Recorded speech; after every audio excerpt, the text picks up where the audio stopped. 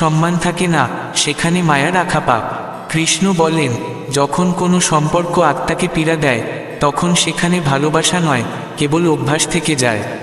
আর অভ্যাসের জালে বন্দি জীবন কেবল শ্বাসরুদ্ধ হয়। তোমাকে ভাঙা হয়, কিন্তু বেঁধে রাখা হয়, যাতে তারা তোমার থেকে তাদের স্বার্থ পূরণ করতে পারে।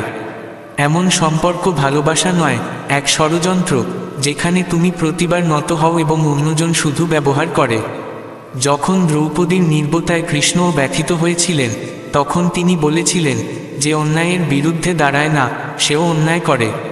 আর যে সম্পর্ক তোমাকে প্রতিদিন চুপ থাকতে শেখায়, সেখানে উঠে দাঁড়ানোই ধর্ম। কারণ জীবনে সবচেয়ে বড় অধর্ম হলো আত্মার অপমান। যে সম্পর্কগুলো শুধু প্রয়োজনের সময় মনে করে, তাদের প্রয়োজনের সঙ্গেই কবর দিয়ে দাও। কৃষ্ণ কংসের সঙ্গে সম্পর্ক ছিন্ন করেছিলেন, যদিও তিনি মামা ছিলেন, কিন্তু পাপের সঙ্গ দেননি। তাহলে তুমি কেন কোনো সম্পর্ককে কেবল নামের জন্য বহন করছো?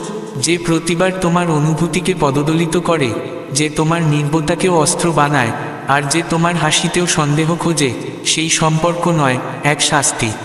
আর কৃষ্ণ বলেন, জীবনকে শাস্তি বানানো নিজের প্রতি অন্যায়। যখন কোনো আত্মীয় তোমার আত্মসম্মানের বিনিময়ে সম্পর্কের দোহাই দেয়, তখন সেই সম্পর্ককে সেখানেই ছেড়ে এসো, যেখানে সে তোমাকে একা, অপমানিত এবং ভাঙা অবস্থায় ছেড়ে দিয়েছে।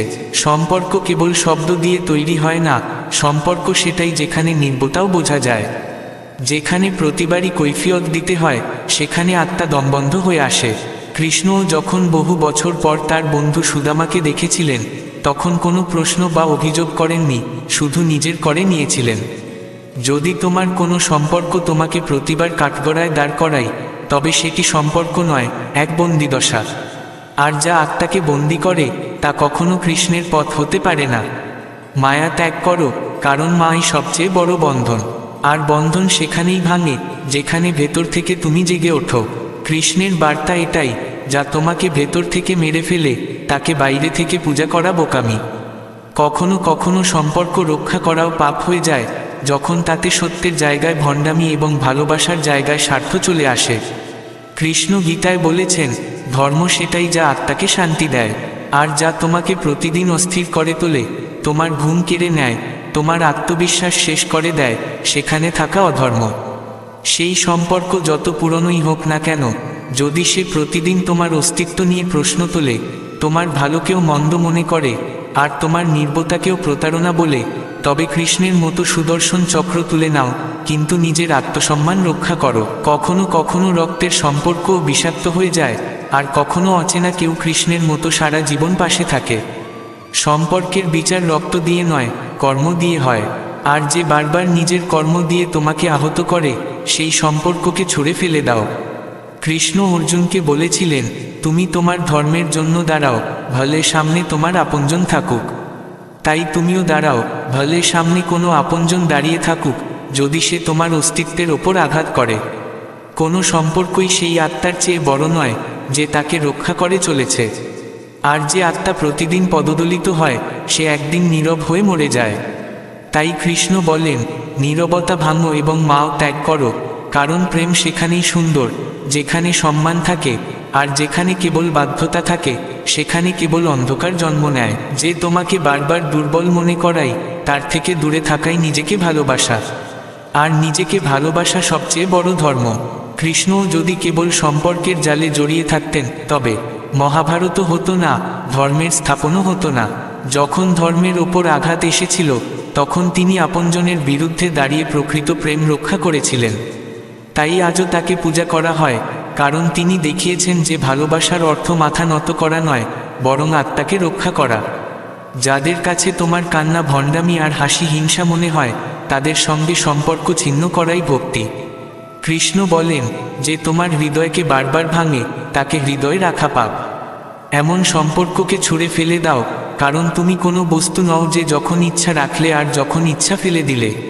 তোমারও একটা মর্যাদা আছে, আর সেই মর্যাদার ওপর সবার আগে তোমাকেই পাহারা দিতে হবে।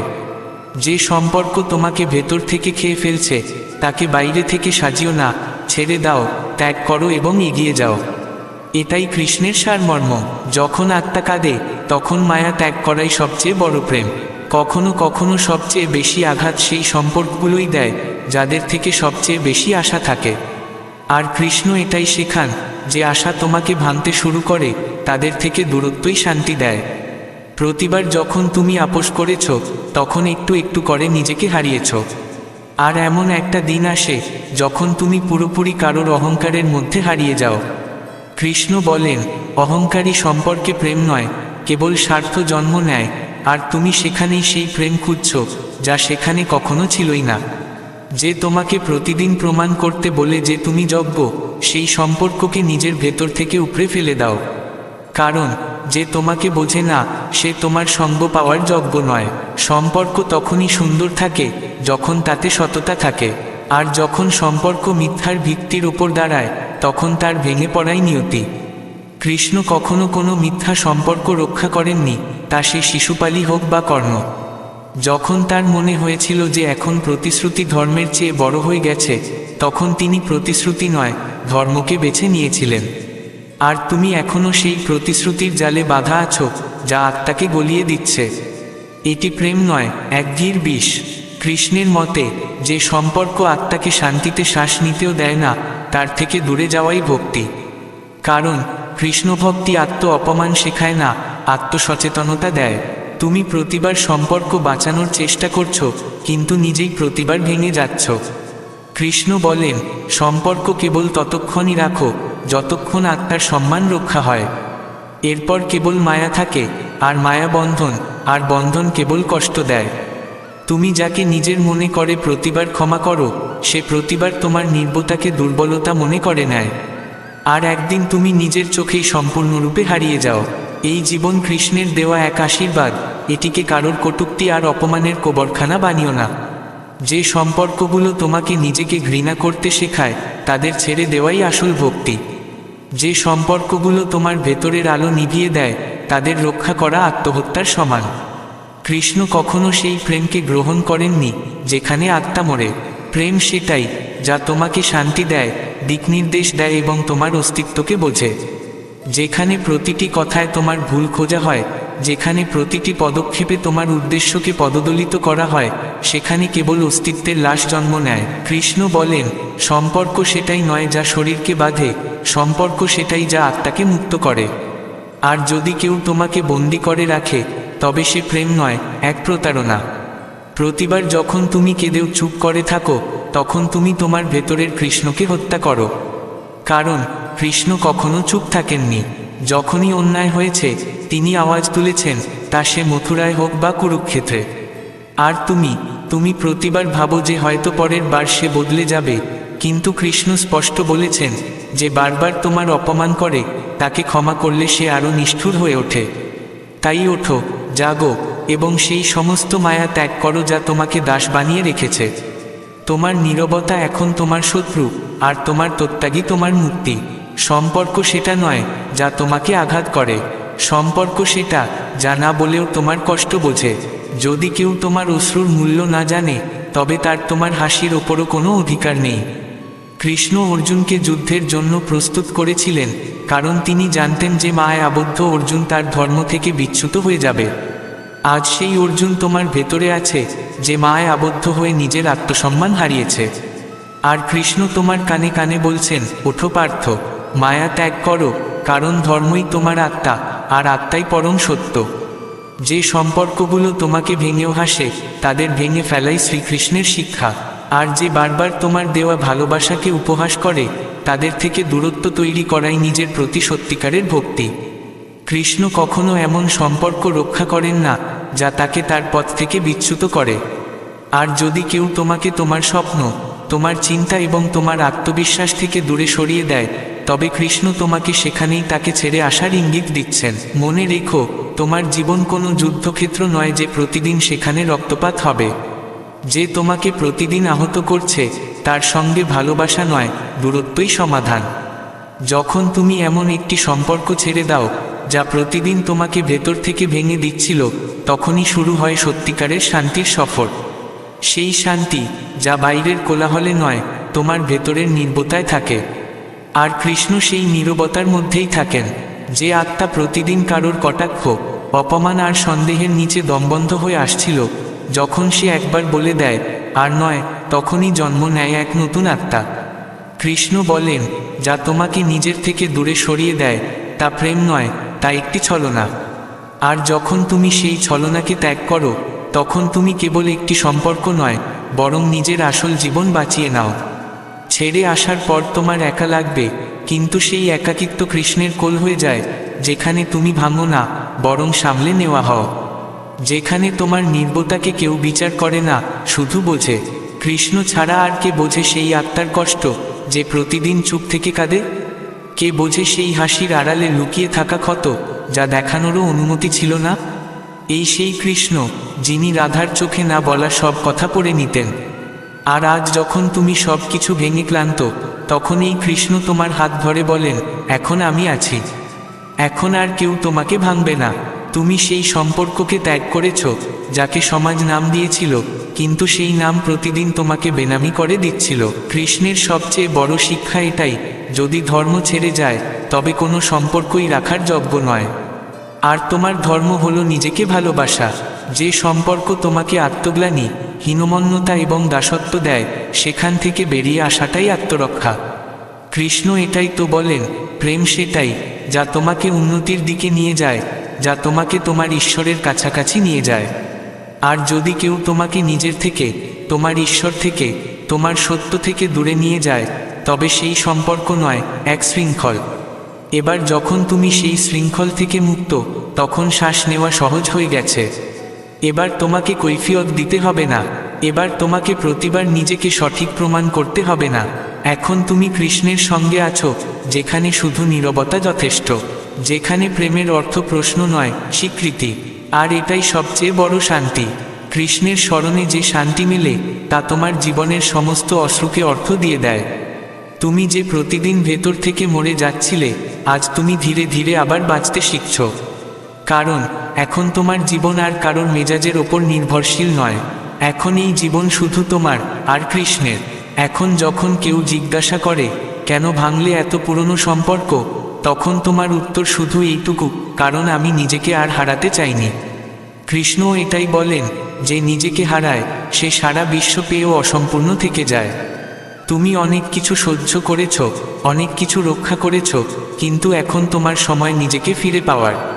যে ব্যথা আগে শ্বাসে ভারী ছিল, এখন সেই ব্যথা কৃষ্ণের আঁচলে ভিজে হালকা হয়ে গেছে। যে অশ্রু আগে অপমান ছিল, এখন সেটাই ভক্তি হয়ে গেছে। কৃষ্ণের কোলে বসে তুমি কাঁদতে পারো, কোনো বিচার, ভয় বা কটাক্ষ ছাড়াই। কারণ এখন কেউ তোমাকে দুর্বল বলবে না, এখন কেউ তোমাকে নাটকীয় বলবে না। এখন তুমি কেবল তুমি, যেমনটা আছো তেমনই আছো, আর কৃষ্ণ তোমাকে সেভাবেই গ্রহণ করেন। এখন তুমি ভাঙা নও, এখন তুমি জেগে আছো।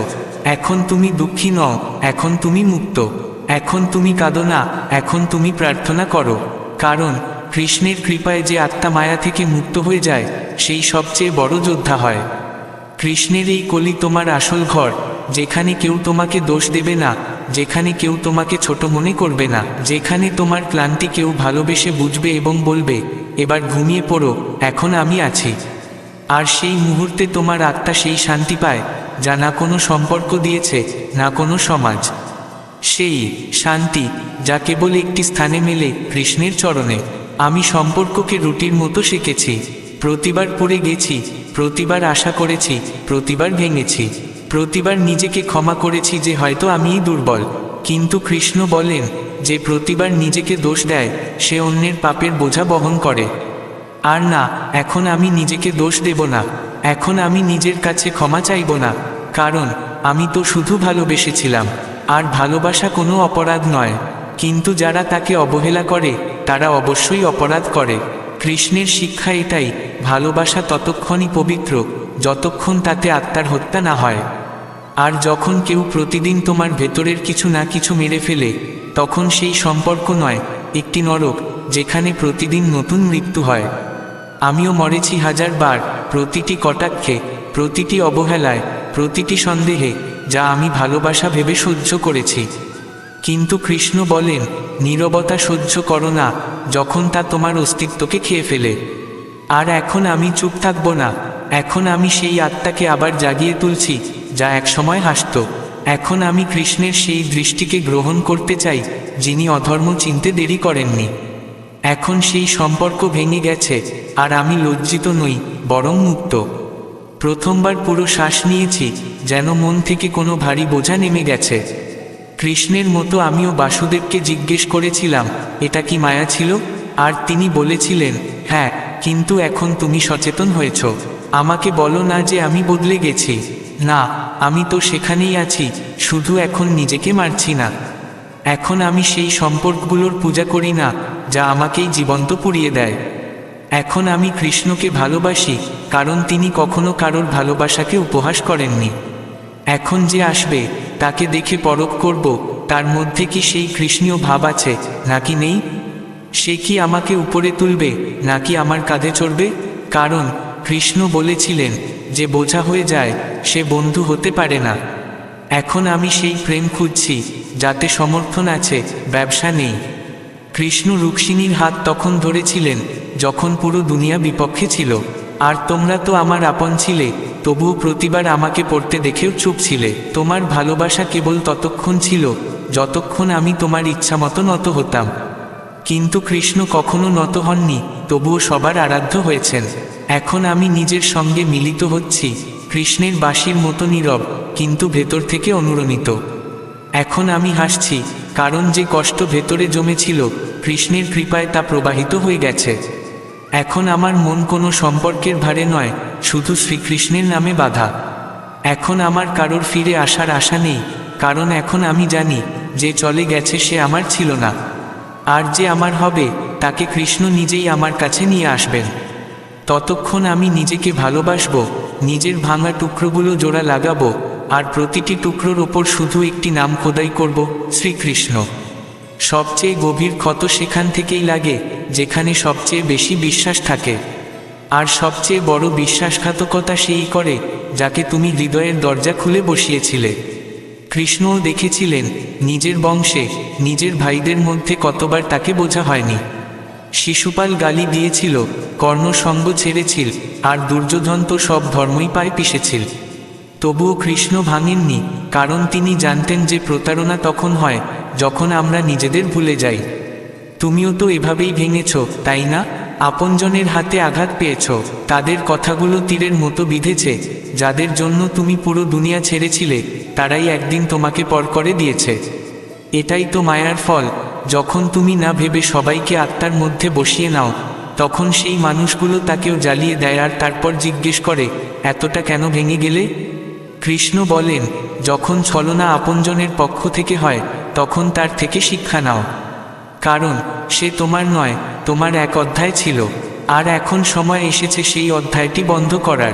এখন প্রতিটি কথার জন্য কৈফিয়ত দিও না, প্রতিটি সম্পর্ককে বাঁচানোর জন্য দৌড়িও না। কারণ যারা বোঝে, তাদের শব্দের প্রয়োজন হয় না। আর যারা বোঝে না, তাদের হাজার বার বললেও তারা তোমার কষ্ট কখনো দেখতে পাবে না। কৃষ্ণ যখন দ্রৌপদীর বস্ত্রহরণ থেকে রক্ষা করেছিলেন, তখন বিশ্ব অলৌকিক ঘটনা দেখেছিল। কিন্তু যখন দ্রৌপদী প্রশ্ন করলেন, আমি কেন একা, তখন কৃষ্ণ বলেছিলেন, যে একা দাঁড়াতে পারে, আমি তার সঙ্গেই দাঁড়াই। এখন তুমিও একা দাঁড়িয়ে যাও, কারণ এখন তোমার অবলম্বন কোনো সম্পর্ক নয়, কোনো নামও নয়। এখন শুধু কৃষ্ণ আর তোমার ভাঙা হৃদয়, যে তোমার ভরা থালা প্রত্যাখ্যান করেছে, যে তোমার দেওয়া ভালোবাসাকে বিষ বলেছে, যে তোমার অশ্রুকে তামাশা মনে করেছে। তার থেকে দূরত্ব তৈরি করা কোনো অহংকার নয়, এটা আত্মসম্মান। আর কৃষ্ণ বলেন, যে আত্মসম্মান হারায়, সে সারা জীবন ভিক্ষুক হয়ে যায়। এখন আর কোনো কথা অসম্পূর্ণ রাখার দরকার নেই। এখন আর কোনো কটাক্ষে হাসার প্রয়োজন নেই। এখন যখন আঘাত লাগে, তখন কাঁদো, কিন্তু কৃষ্ণের সামনে, তাদের সামনে নয় যারা তোমাকে আঘাত দিয়েছে। কারণ কৃষ্ণ ক্ষমা করেন, কিন্তু কখনো কখনো ক্ষমা করার অর্থ হয় দ্বিতীয়বার সুযোগ না দেওয়া। এখন সম্পর্কের সেই অধ্যায় শেষ করো, যেখানে কেবল তুমি দিতে, আর অন্যজন প্রতিবার ভাঙত। এখন ভালোবাসা দাও, কিন্তু প্রথমে নিজেকে। এখন বিশ্বাস রাখো, কিন্তু প্রথমে শ্রীকৃষ্ণের ওপর। এখন সহ্য করো, কিন্তু শুধু কৃষ্ণের ভক্তির মধুর বোঝা, কোনো স্বার্থপর মানুষের বিষাক্ত আশা নয়। কৃষ্ণ বলেন, বৈরাগ্য সেটাই যা তোমাকে বিষ থেকে বাঁচায়। তুমি এখন সেটাই করছো। তুমি এখন নিজের আত্মার সঙ্গে আপোষ করা ছেড়ে দিয়েছ। তুমি সেই মানুষদের ছেড়ে এসেছো যারা কেবল ততক্ষণই ছিল যতক্ষণ তুমি চুপ ছিলে, যারা তোমাকে নিয়ে মজা করত আর তোমার নির্বতাকে দুর্বলতা ভাবত। এখন সেই নীরবতা শ্রীমদ্ভাগবত হয়ে উঠেছে, সেই অশ্রু গঙ্গা হয়ে উঠেছে, সেই ভাঙা হৃদয় কৃষ্ণের মন্দির হয়ে উঠেছে। আর এখন তুমি দুর্বল নও, তুমি কৃষ্ণময় হয়ে উঠেছ। যে তোমাকে ছেড়ে গেছে সে শুধু নিজের ভাগ্যই ছেড়েছে, কারণ কৃষ্ণ যে আত্মার সঙ্গে থাকেন সে যতই ভাঙুক আবার ফোটে, আবার বাঁচে, আর একদিন আবার হাসে। কৃষ্ণের নামের সঙ্গে এবার যথেষ্ট হয়েছে, আর সহ্য করব না, এখন সেই সম্পর্কগুলো বহন করব না যেখানে আত্মা প্রতিদিন কষ্ট পায়। এখন সেই কণ্ঠস্বর শুনব না যা প্রতিবার আমাদের নির্বতাকে উপহাস করে। এখন আমরা নিজেদেরকে কারোর সুবিধার জন্য ছোট করব না। এখন আমরা কৃষ্ণের সেই শিক্ষা নিয়ে বাঁচব যেখানে তিনি অর্জুনকে বলেছিলেন, যা তোমার ধর্ম আর আত্মাকে ধ্বংস করে তার থেকে মায়া ত্যাগ করাটাই আসল ধর্ম। এখন আমরা সেই প্রতিটি সম্পর্ক থেকে বেরিয়ে আসব যেখানে প্রতিদিন কৈফিয়ত দিতে হয়, প্রতিদিন নিজেকে প্রমাণ করতে হয়, প্রতিদিন নিজের অস্তিত্বকে অন্য কারোর মেজাজের ওপর ঝুলিয়ে রাখতে হয়। এখন আমরা কারোর আপন হওয়ার নামে আত্মসম্মান বলি দেব না। এখন আমরা বুঝেছি যে ভালোবাসা ততক্ষণই সুন্দর যতক্ষণ তাতে সম্মান বেঁচে থাকে। যেই সম্মান মারা যায়, ভালোবাসা একটি অভ্যাসে পরিণত হয়ে আত্মাকে ফাঁপা করে দেয়। কৃষ্ণ কখনো অন্ধ সম্পর্কের সমর্থন করেননি। তিনি মায় আবদ্ধ অর্জুনকে কুরুক্ষেত্রের ময়দানে দাঁড় করিয়ে বুঝিয়েছিলেন যে ধর্ম সম্পর্কের চেয়ে বড় হয়, আত্মার শান্তি সবচেয়ে বড় সত্য হয়। আর যদি কেউ তোমাকে সেই শান্তি থেকে দূরে সরিয়ে দেয় তবে সে তোমার হতে পারে না। এখন আমরা সেই মানুষ হতে চাই না যারা প্রতিবার ভেঙেও সম্পর্ক বাঁচায়। এখন আমরা নিজেকে বাঁচাব, কারণ কৃষ্ণও সেই আত্মার সঙ্গেই থাকেন যে নিজের জন্য দাঁড়ায়। এখন আমরা বুঝতে পেরেছি যে যারা বারবার আমাদের ভালোবাসা দুর্বলতা মনে করে, যারা আমাদের ভালোত্বকে সুযোগ হিসেবে নেয়, যারা আমাদের নির্বতাকে নিজেদের জয় মনে করে, তাদের আমাদের জীবন থেকে বিদায় দেওয়াটাই ভক্তি। এখন আমরা চোখ বন্ধ করে সহ্য করার বদলে চোখ খুলে ছেড়ে দেওয়ার মতো হব, কারণ যে চলে গেছে সে তো যাওয়ার জন্যই ছিল, আর যে থেকেছে সে আমাদের আত্মাকে বুঝতে পারা মানুষ হবে। কৃষ্ণ বলেন, যেখানে তোমার মন বারবার অপমানিত হয় সেখান থেকে উঠে যাওয়াটাই তোমার উত্তর। এখন প্রতিটি কটাক্ষ উত্তরের দাবি করবে না, প্রতিটি নীরবতা কৈফিয়ত দেবে না। এখন আমরা কৃষ্ণকে সাক্ষী মেনে আমাদের দুঃখ থেকে মুক্ত হব এবং সেই প্রেমে প্রবেশ করব যেখানে কোনো শর্ত নেই, কোনো প্রত্যাশা নেই, শুধু নীরবতা থাকলেও বোঝার মতো একজন আপন, শুধু কৃষ্ণ। যে চলে গেছে তাকে আটকানোর দরকার নেই, কারণ যে তোমাকে ছেড়ে গেছে সে কখনো তোমার ছিলই না। কৃষ্ণ বলেন, যা সত্য তা কখনো সঙ্গ ছাড়ে না, আর যা ছেড়ে যায় তা তোমার মায়া ছিল, সত্য নয়। আমরা কতবার আমাদের পুরো আত্মা একটি সম্পর্কে ঢেলে দিয়েছি, কতবার আমাদের ঘুম, আমাদের সুখ, আমাদের শান্তি বলি দিয়েছি কেবল এই জন্য যে কেউ আমাদের ছেড়ে না যায়। কিন্তু তবুও সে গেছে, কারণ তাকেই যেতে হয় যে তোমার ভালোবাসার গভীরতা মাপতে পারে না, যে প্রতিবার তোমার ভালোত্বকে দুর্বলতা মনে করে, যে প্রতিবার তোমার সমর্পণকে একটি চুক্তি ভেবে নেয়। আর কৃষ্ণ স্পষ্ট বলেন, যেখানে ভালোবাসাকে মাপতে হয় সেখানে ভালোবাসা নয়, ব্যবসা হয়। এখন আমরা কাউকে মানানোর জন্য নিজের অস্তিত্বকে নত করব না। এখন আমরা সেই দরজার বাইরে বারবার যাব না যা বারবার বন্ধ করে দেওয়া হয়েছে। এখন আমরা কৃষ্ণের দিকে ঘুরেছি, যেখানে প্রেম নীরব কিন্তু গভীর, যেখানে সঙ্গ দেখানোর বিষয় নয়, কেবল থাকে। এখন যে যাবে যাক, এখন আমরা কারোর চলে যাওয়ায় ভাঙব না, কারণ এখন আমরা কৃষ্ণের দেওয়া ভালোবাসায় নিজেকে জুড়ে নিয়েছি। যা বাকি আছে তা হলো আত্মা, তা হলো বিশ্বাস, তা হলো শান্তি, আর সেটাই আমাদের সত্যিকারের সঙ্গ। কৃষ্ণের দৃষ্টিতে দেখলে যা চলে যায় তা জীবন থেকে বোঝা সরিয়ে দেয়। যে ব্যক্তি ছেড়ে যায় সে তোমাকে নিজের সঙ্গে মিলিত হওয়ার সুযোগ দেয়, আর যা বাকি থাকে তা হলো অভিজ্ঞতা, তা হলো পরিপক্কতা, তা হলো আত্মপ্রেম। যখন রুক্মিণী কৃষ্ণকে ডাকেন তখন কৃষ্ণ কোনো শর্ত বা প্রতিশ্রুতি না ভেঙে নিজেই তাকে নিয়ে যান, কারণ যেখানে ভালোবাসা সত্যিকারের হয় সেখানে অপেক্ষা নয়, আপনত্ব থাকে। আর যারা আজ তোমাকে ছেড়ে গেছে তারা তোমার কিছু কেড়ে নেয়নি, তারা শুধু নিজের ভাগ্য হারিয়েছে। তুমি যদি আজ কাঁদো তবে মনে রেখো কৃষ্ণের কোলে ঝরানো প্রতিটি অশ্রু পূজা হয়ে যায়। আর যারা তোমার অশ্রুকে দুর্বলতা মনে করে, একদিন তোমার নির্বতাই তাদের সবচেয়ে বড় পরাজয় প্রমাণ করবে। তাই এখন কারোর পেছনে ছুটো না, এখন কারোর না থাকাকে অপূর্ণতা মনে করো না। যে গেছে সে মায়া ছিল, যা বাকি আছে তা শ্রীকৃষ্ণ, আর এটাই তোমার সত্যিকারের সঙ্গ।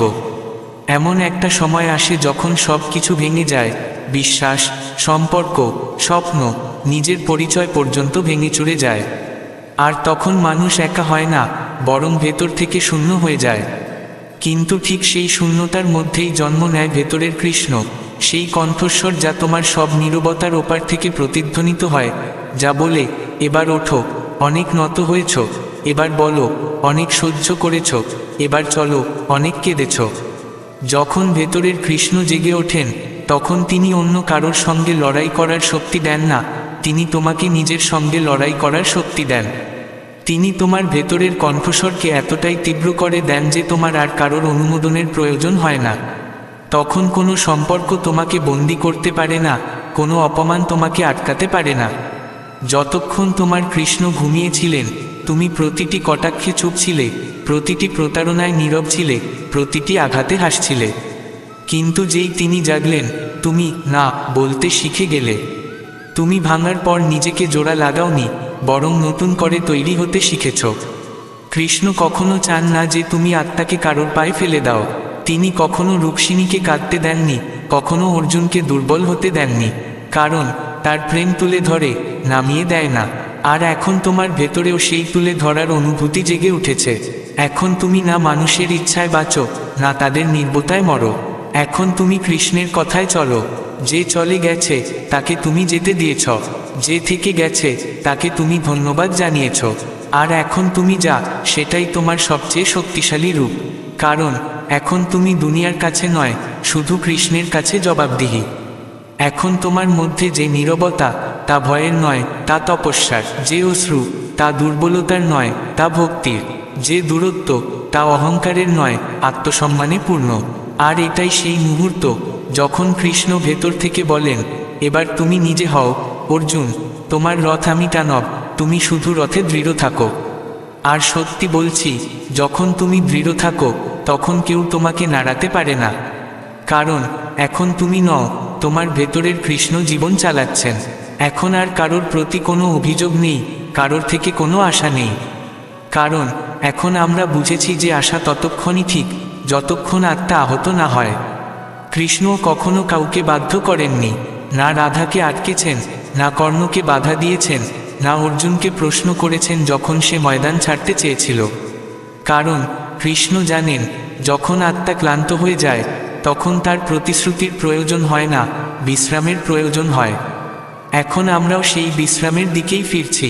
এখন আর কোনো সম্পর্ক রক্ষা করার দরকার নেই, যেখানে রোজ নিজেকে প্রমাণ করতে হয়। কোনো মানসিক লেনদেন নেই, যেখানে প্রতিবার ভালোবাসার নিলাম হয়।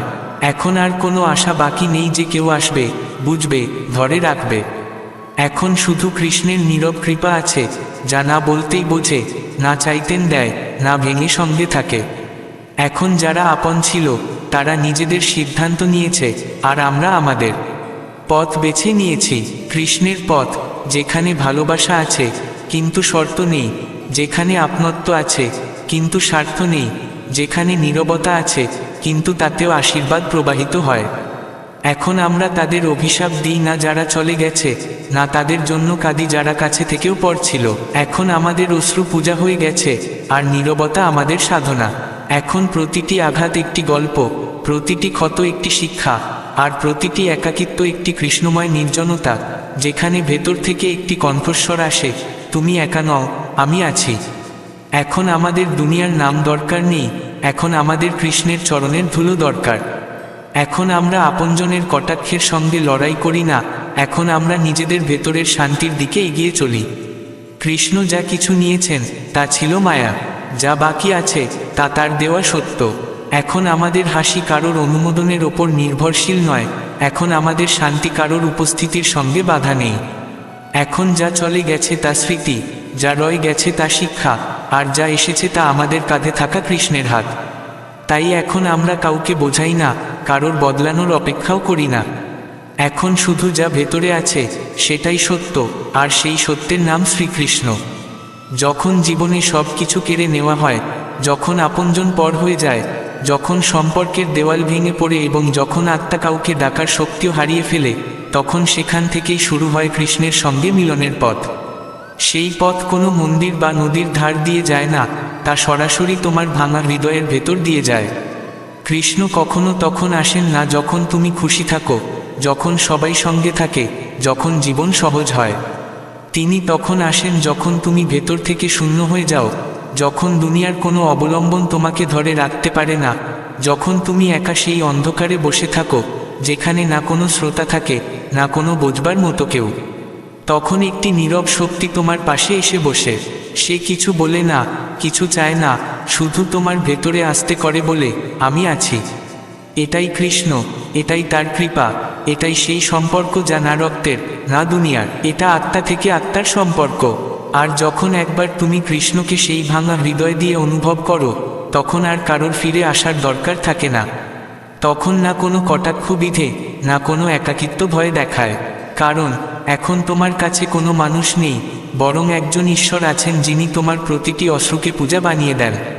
এখন যখন কেউ ছেড়ে যায়, কষ্ট হয়, কিন্তু তুমি ভেঙে পড়ো না। এখন যখন আপনজন আপনত্ব ভেঙে দেয়, তুমি ক্লান্ত হও, কিন্তু পড়ে যাও না। কারণ এখন কৃষ্ণ প্রতিটি মুহূর্তে তোমার সঙ্গে আছেন, তোমার মনের ভেতরে, তোমার শ্বাসের আড়ালে, তোমার নির্বতায় এবং তোমার প্রতিটি সিদ্ধান্তে। যখন সব কিছু কেড়ে নেওয়া হয়েছিল, তখন যা পেয়েছিলে তা ছিল কৃষ্ণ। আর যখন কৃষ্ণকে পেয়ে গেছো, তখন জীবন আর কিছু চাওয়ার কারণ রাখে না। এখন কারোর চলে আসায় বেশি কিছু যায় আসে না, আর কারোর চলে যাওয়ায় একটু দুর্বলতা আসে না। এখন আমরা কৃষ্ণের সঙ্গে আছি, আর এটাই সবচেয়ে বড় সঙ্গ। বাকি যা দুনিয়া থেকে চলে গেছে তা ছিল ছায়া, যা কৃষ্ণের সঙ্গে মিলেছে সেটাই জীবনের আসল আলো। এখন আমার কারোর থেকে কোনো প্রতিশোধ দরকার নেই, না তাদের থেকে যারা আমার ভালোবাসাকে অবহেলা করেছে, না তাদের থেকে যারা আমার আবেগকে উপহাস করেছে, আর না তাদের থেকে যারা আমার ভাঙা হৃদয় হেসে এগিয়ে গেছে। এখন আমার আত্মা লড়াই করতে করতে ক্লান্ত। এখন আমি লোকেদের ভুল প্রমাণ করার জেদে নিজের রাগ জাগাব না। এখন আমি কৃষ্ণকে বলে দিয়েছি, আমার কারোর কাছে কিছু প্রমাণ করার নেই। আমি শুধু তোমার সঙ্গ চাই। যতক্ষণ আমি দুনিয়া থেকে আশা রেখেছি, প্রতিবার ভেঙেছি। যতক্ষণ আমি লোকেদের আপন ভেবেছি, প্রতিবার ছেড়ে যাওয়া হয়েছি। কিন্তু যেদিন আমি কৃষ্ণকে ডেকেছি, সেদিন প্রথমবার কেউ না চাইতেন পাশে এসে বসেছে, আমার নির্বতায় আমার অশ্রুর ভাষা বুঝেছে। আমি এখন শান্ত থাকতে চাই, ঠিক সেই গাছের মতো, যার ছায়ায় কেউ থাকুক বা চলে যাক, সে তার শিকড় থেকে নড়ে না। এখন আমি কৃষ্ণের দেওয়া সেই স্থিরতায় বাঁচতে চাই, যেখানে কারোর আসা যাওয়ায় আমার আত্মা টলে না। এখন কেউ ফিরুক বা না ফিরুক, আমার কিছু যায় আসে না। কারণ এখন আমি নিজেকে কৃষ্ণের হাতে সঁপে দিয়েছি, আর যে নিজেকে কৃষ্ণকে সঁপে দিয়েছে, তার আর কারোর সাক্ষ্য, ক্ষমা বা উপস্থিতির প্রয়োজন হয় না। এখন কেউ কাঁদুক বা কটাক্ষ করুক, কেউ ছেড়ে দিক বা কাছে আসুক, আমি শুধু শান্তি চাই। সেই শান্তি যা কোনো মানুষ থেকে মেলে না, কোনো সম্পর্ক থেকে মেলে না। সেই শান্তি কেবল কৃষ্ণের নির্বতায় মেলে। এখন যা চলে গেছে তার জন্য অশ্রু ঝরানো বোকামি। এখন যা ছুটে গেছে তাকে ধরে রাখা অজ্ঞানতা। এখন যে আপন ছিল, সে যদি সঙ্গ না দিয়ে থাকে, তবে সে কেবল আমাকে হারায়নি, সে কৃষ্ণের কৃপায় যুক্ত হওয়ার সুযোগ হারিয়েছে। আর আমি এখন সেই কৃপার পথেই চলছি। আমি বদলে যাইনি, আমি শুধু জেগে উঠেছি। এখন আমি ছোট ছোট জিনিস বুনি না, আমি শুধু সেই পথগুলো ছেড়ে দিচ্ছি যেখানে প্রতিবার আত্মাকে কুচলাতে হতো। কৃষ্ণ আমাকে প্রতিশোধ নিতে নয়, বরং নিজেকে চিনতে শিখিয়েছেন। আর যখন তুমি নিজেকে কৃষ্ণের চোখে দেখা শুরু করো, তখন আর কারোর কথা, কটাক্ষ বা দূরত্বের কোনো অর্থ থাকে না। এখন আমি একা নই, এখন আমি স্বাধীন। এখন আমি ভাঙা নই, এখন আমি প্রস্তুত। এখন আমি থেমে নেই, এখন আমি ভেতর থেকে জেগে উঠছি। কৃষ্ণ আমাকে সেই সব জায়গা থেকে টেনে তুলেছেন যেখানে আমার আত্মা শ্বাসরুদ্ধ হয়ে যাচ্ছিল। এখন যা কিছু হবে তা কৃষ্ণের ইচ্ছায় হবে। এখন আমি কিছু হারানোর ভয় করি না, কারণ যা অবশিষ্ট আছে তা আমাকে দুনিয়া নয়, স্বয়ং কৃষ্ণ দিয়েছেন। আর যা কৃষ্ণ দেন তা কেউ কেড়ে নিতে পারে না। এখন ভালোবাসা আগের মতো থাকবে না, এখন সেই ভালোবাসা থাকবে না যেখানে আমি নিজেকে মুছে দেব, নিজের স্বপ্ন ছেড়ে দেব, নিজের আত্মসম্মানকে পদদলিত করব কেবল এই জন্য যে অন্য কেউ খুশি থাকুক। এখন আমি সেই ভালোবাসা করব না যা আমার আত্মাকে প্রতিদিন প্রশ্নের কাঠগড়ায় দাঁড় করিয়ে দেয়, যেখানে প্রতিবার আমাকেই কৈফিয়ত দিতে হয় যে আমি কতটা সত্য। কৃষ্ণ একবার রাধাকে বলেছিলেন, প্রেমে অধিকার নয়, বোঝা দরকার। আর এখন আমি সেই বাক্যকে জীবনে প্রয়োগ করতে শুরু করেছি। এখন আমি নিজেকে সেভাবেই ভালোবাসব যেভাবে কৃষ্ণ রাধাকে ভালোবাসতেন, নীরব, পবিত্র, গভীর, কিন্তু কখনো আত্মাকে জ্বালিয়ে দেওয়া নয়। এখন আমি সম্পর্কের দৌড়ে নিজেকে পেছনে ফেলে দেব না। এখন আমি কাউকে মানানোর জন্য নিজের রাত নষ্ট করব না। এখন যে যেতে চায় তাকে পূর্ণ সম্মানের সঙ্গে যেতে দেব, কারণ আমি জানি যে আমার ভাগ্যে আছে, সে ফিরবে না, সে থাকবে। এখন আমি প্রতিটি ভাঙনকে পরাজয় মনে করব না। এখন প্রতিটি দূরত্বকে একটি নতুন সুযোগ মনে করব নিজেকে আরও গভীরভাবে বোঝার। কৃষ্ণ বলেন, তুমি প্রথমে নিজের মধ্যে পূর্ণ হও, তারপর সংসারের সঙ্গে সম্পর্ক তৈরি করো। আর এখন আমি সেটাই করছি। এখন আমি আমার অসম্পূর্ণ শ্বাসগুলোকে কৃষ্ণের নামে ভরছি। এখন আমার মন কারোর অনুমোদনের জন্য ক্ষুধার্ত নয়। এখন সে কেবল সেই এক পরমাত্মার হাসির জন্য তৃষ্ণার্ত, যিনি প্রতিদিন আমার ভেতরে নীরবে বসে থাকেন, শ্রীকৃষ্ণ। এখন আমি ভালোবাসব, কিন্তু নিজেকে না মুছে। এখন আমি সঙ্গ দেব, কিন্তু যখন অন্যজন আমার হাত ধরবে তাকে মুছে দেবে না। এখন আমি চাইব, কিন্তু এই আশা ছাড়া যে কেউ আমাকে বদলানোর চেষ্টা করবে। কারণ কৃষ্ণের প্রেম এটাই শেখায় যে যেমন আছে তাকে তেমনই গ্রহণ করো, বদলানোর চেষ্টা নয়, বোঝার ভাবনা রাখো। আর এখন আমি নিজেকে সেভাবেই গ্রহণ করব, ভাঙা অংশ নিয়ে, অপূর্ণ ইচ্ছা নিয়ে, অতীতের ক্ষত নিয়ে। কারণ এখন আমি জেনেছি আমি অসম্পূর্ণ নই, আমি কেবল নিজের কাছাকাছি ছিলাম না। এখন আমি নিজেকে ভালোবাসতে শিখছি, আর এটা দুনিয়ার সবচেয়ে বড় সাধনা। এখন যখন কেউ ছেড়ে যায় তখন আমি শুধু একটি জিনিস মনে রাখি, কৃষ্ণ কখনো ছেড়ে যান না। আর যখন তিনি সঙ্গে আছেন তখন কোনো মানুষের সঙ্গ বা না থাকা আমার ভালোবাসার সংজ্ঞা বদলায় না। এখন ভালোবাসার অর্থ হলো নিজেকে কৃষ্ণের মতো পূর্ণ মনে করে চলা এবং কোনো সম্পর্কে নিজেকে কম মনে না করা। এখন প্রেম কোনো চুক্তি নয়, কোনো পরীক্ষা নয়, কোনো সংগ্রাম নয়। এখন প্রেম একটি শান্তি যা আমি কৃষ্ণ থেকে পাই এবং নিজের সঙ্গে মিলিত হওয়ার প্রেরণা দেয়। এখন আমি ভয় পাই না, না কারোর চলে যাওয়ায়, না কারোর বদলে যাওয়ায়, না এই ভেবে যে কে আমার আর কে নয়। কারণ এখন আমি জেনেছি যে আমার সবচেয়ে বড় অবলম্বন, সবচেয়ে সত্যিকারের সঙ্গী এবং সবচেয়ে নীরব ভালোবাসা দেওয়া মানুষটি হলেন আমার কৃষ্ণ। যখন জীবনে সব কিছু চলে যায় তখন যে শান্তি ভেতরে আসে তা কৃষ্ণের উপস্থিতি। যখন কোনো আপনজন পর হয়ে যায়, যখন দুনিয়া তোমার অশ্রুতে হাসতে শুরু করে, যখন আপনজনই শব্দ দিয়ে আঘাত করে, তখন কোনো মানুষ আসে না, শুধু কৃষ্ণ আসেন। আর যখন একবার তিনি কাছে আসেন তখন আর কারোর সঙ্গ দরকার বলে মনে হয় না। এখন যে ভয় আগে প্রতি রাতে আত্মাকে কাঁপিয়ে দিত তাও শান্ত হয়ে গেছে। কারণ যখন কৃষ্ণ হাত ধরে থাকেন তখন আর পড়ে যাওয়ার ভয় থাকে না, বরং উঠে দাঁড়ানোর বিশ্বাস জন্মায়। এখন আমি ভয় করি না যে আগামীকাল কি হবে, কারণ আগামীকাল আমার নয়, কৃষ্ণের।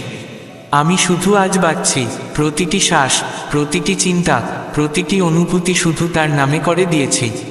এখন আমি হারার ভয় পাই না, কারণ কৃষ্ণ নিজেই বলেছেন যে যুদ্ধে আত্মা জেতে সেটাই আসল বিজয়। আর এখন আমার প্রতিটি যুদ্ধ আমার ভেতরের, আমার ভয়, আমার ক্ষত, আমার দুর্বলতার সঙ্গে। আর সেই যুদ্ধে এখন কৃষ্ণ দাঁড়িয়ে আছেন আমার সঙ্গে, আমার রথ টেনে নিয়ে যাচ্ছেন। এখন যদি কেউ আমাকে ছোট করার চেষ্টা করে তবুও আমি শান্ত থাকি, কারণ আমাকে নিজের কাছে নয়, শুধু কৃষ্ণের কাছে জবাব দিতে হয়। এখন আমি মানুষের ভাবনাকে ভয় পাই না, কারণ যারা আজ তোমাকে দুর্বল মনে করে তারাই কাল তোমার শক্তিতে কাঁপবে। এখন আমি সেই সম্পর্কগুলোকেও ভয় পাই না যাতে প্রতারণা, মিথ্যা, স্বার্থ আছে। এখন আমি চুপ থাকতে শিখেছি, কিন্তু সেই নীরবতা ভয়ের নয়, কৃষ্ণের উপস্থিতির। এখন আমার নীরবতাও কথা বলে, আমার হাসিও কাঁদে, আর আমার নীরবতাও বলে যে আমি কৃষ্ণের সঙ্গে আছি, আর এটাই আমার জীবনের সবচেয়ে বড় অর্জন।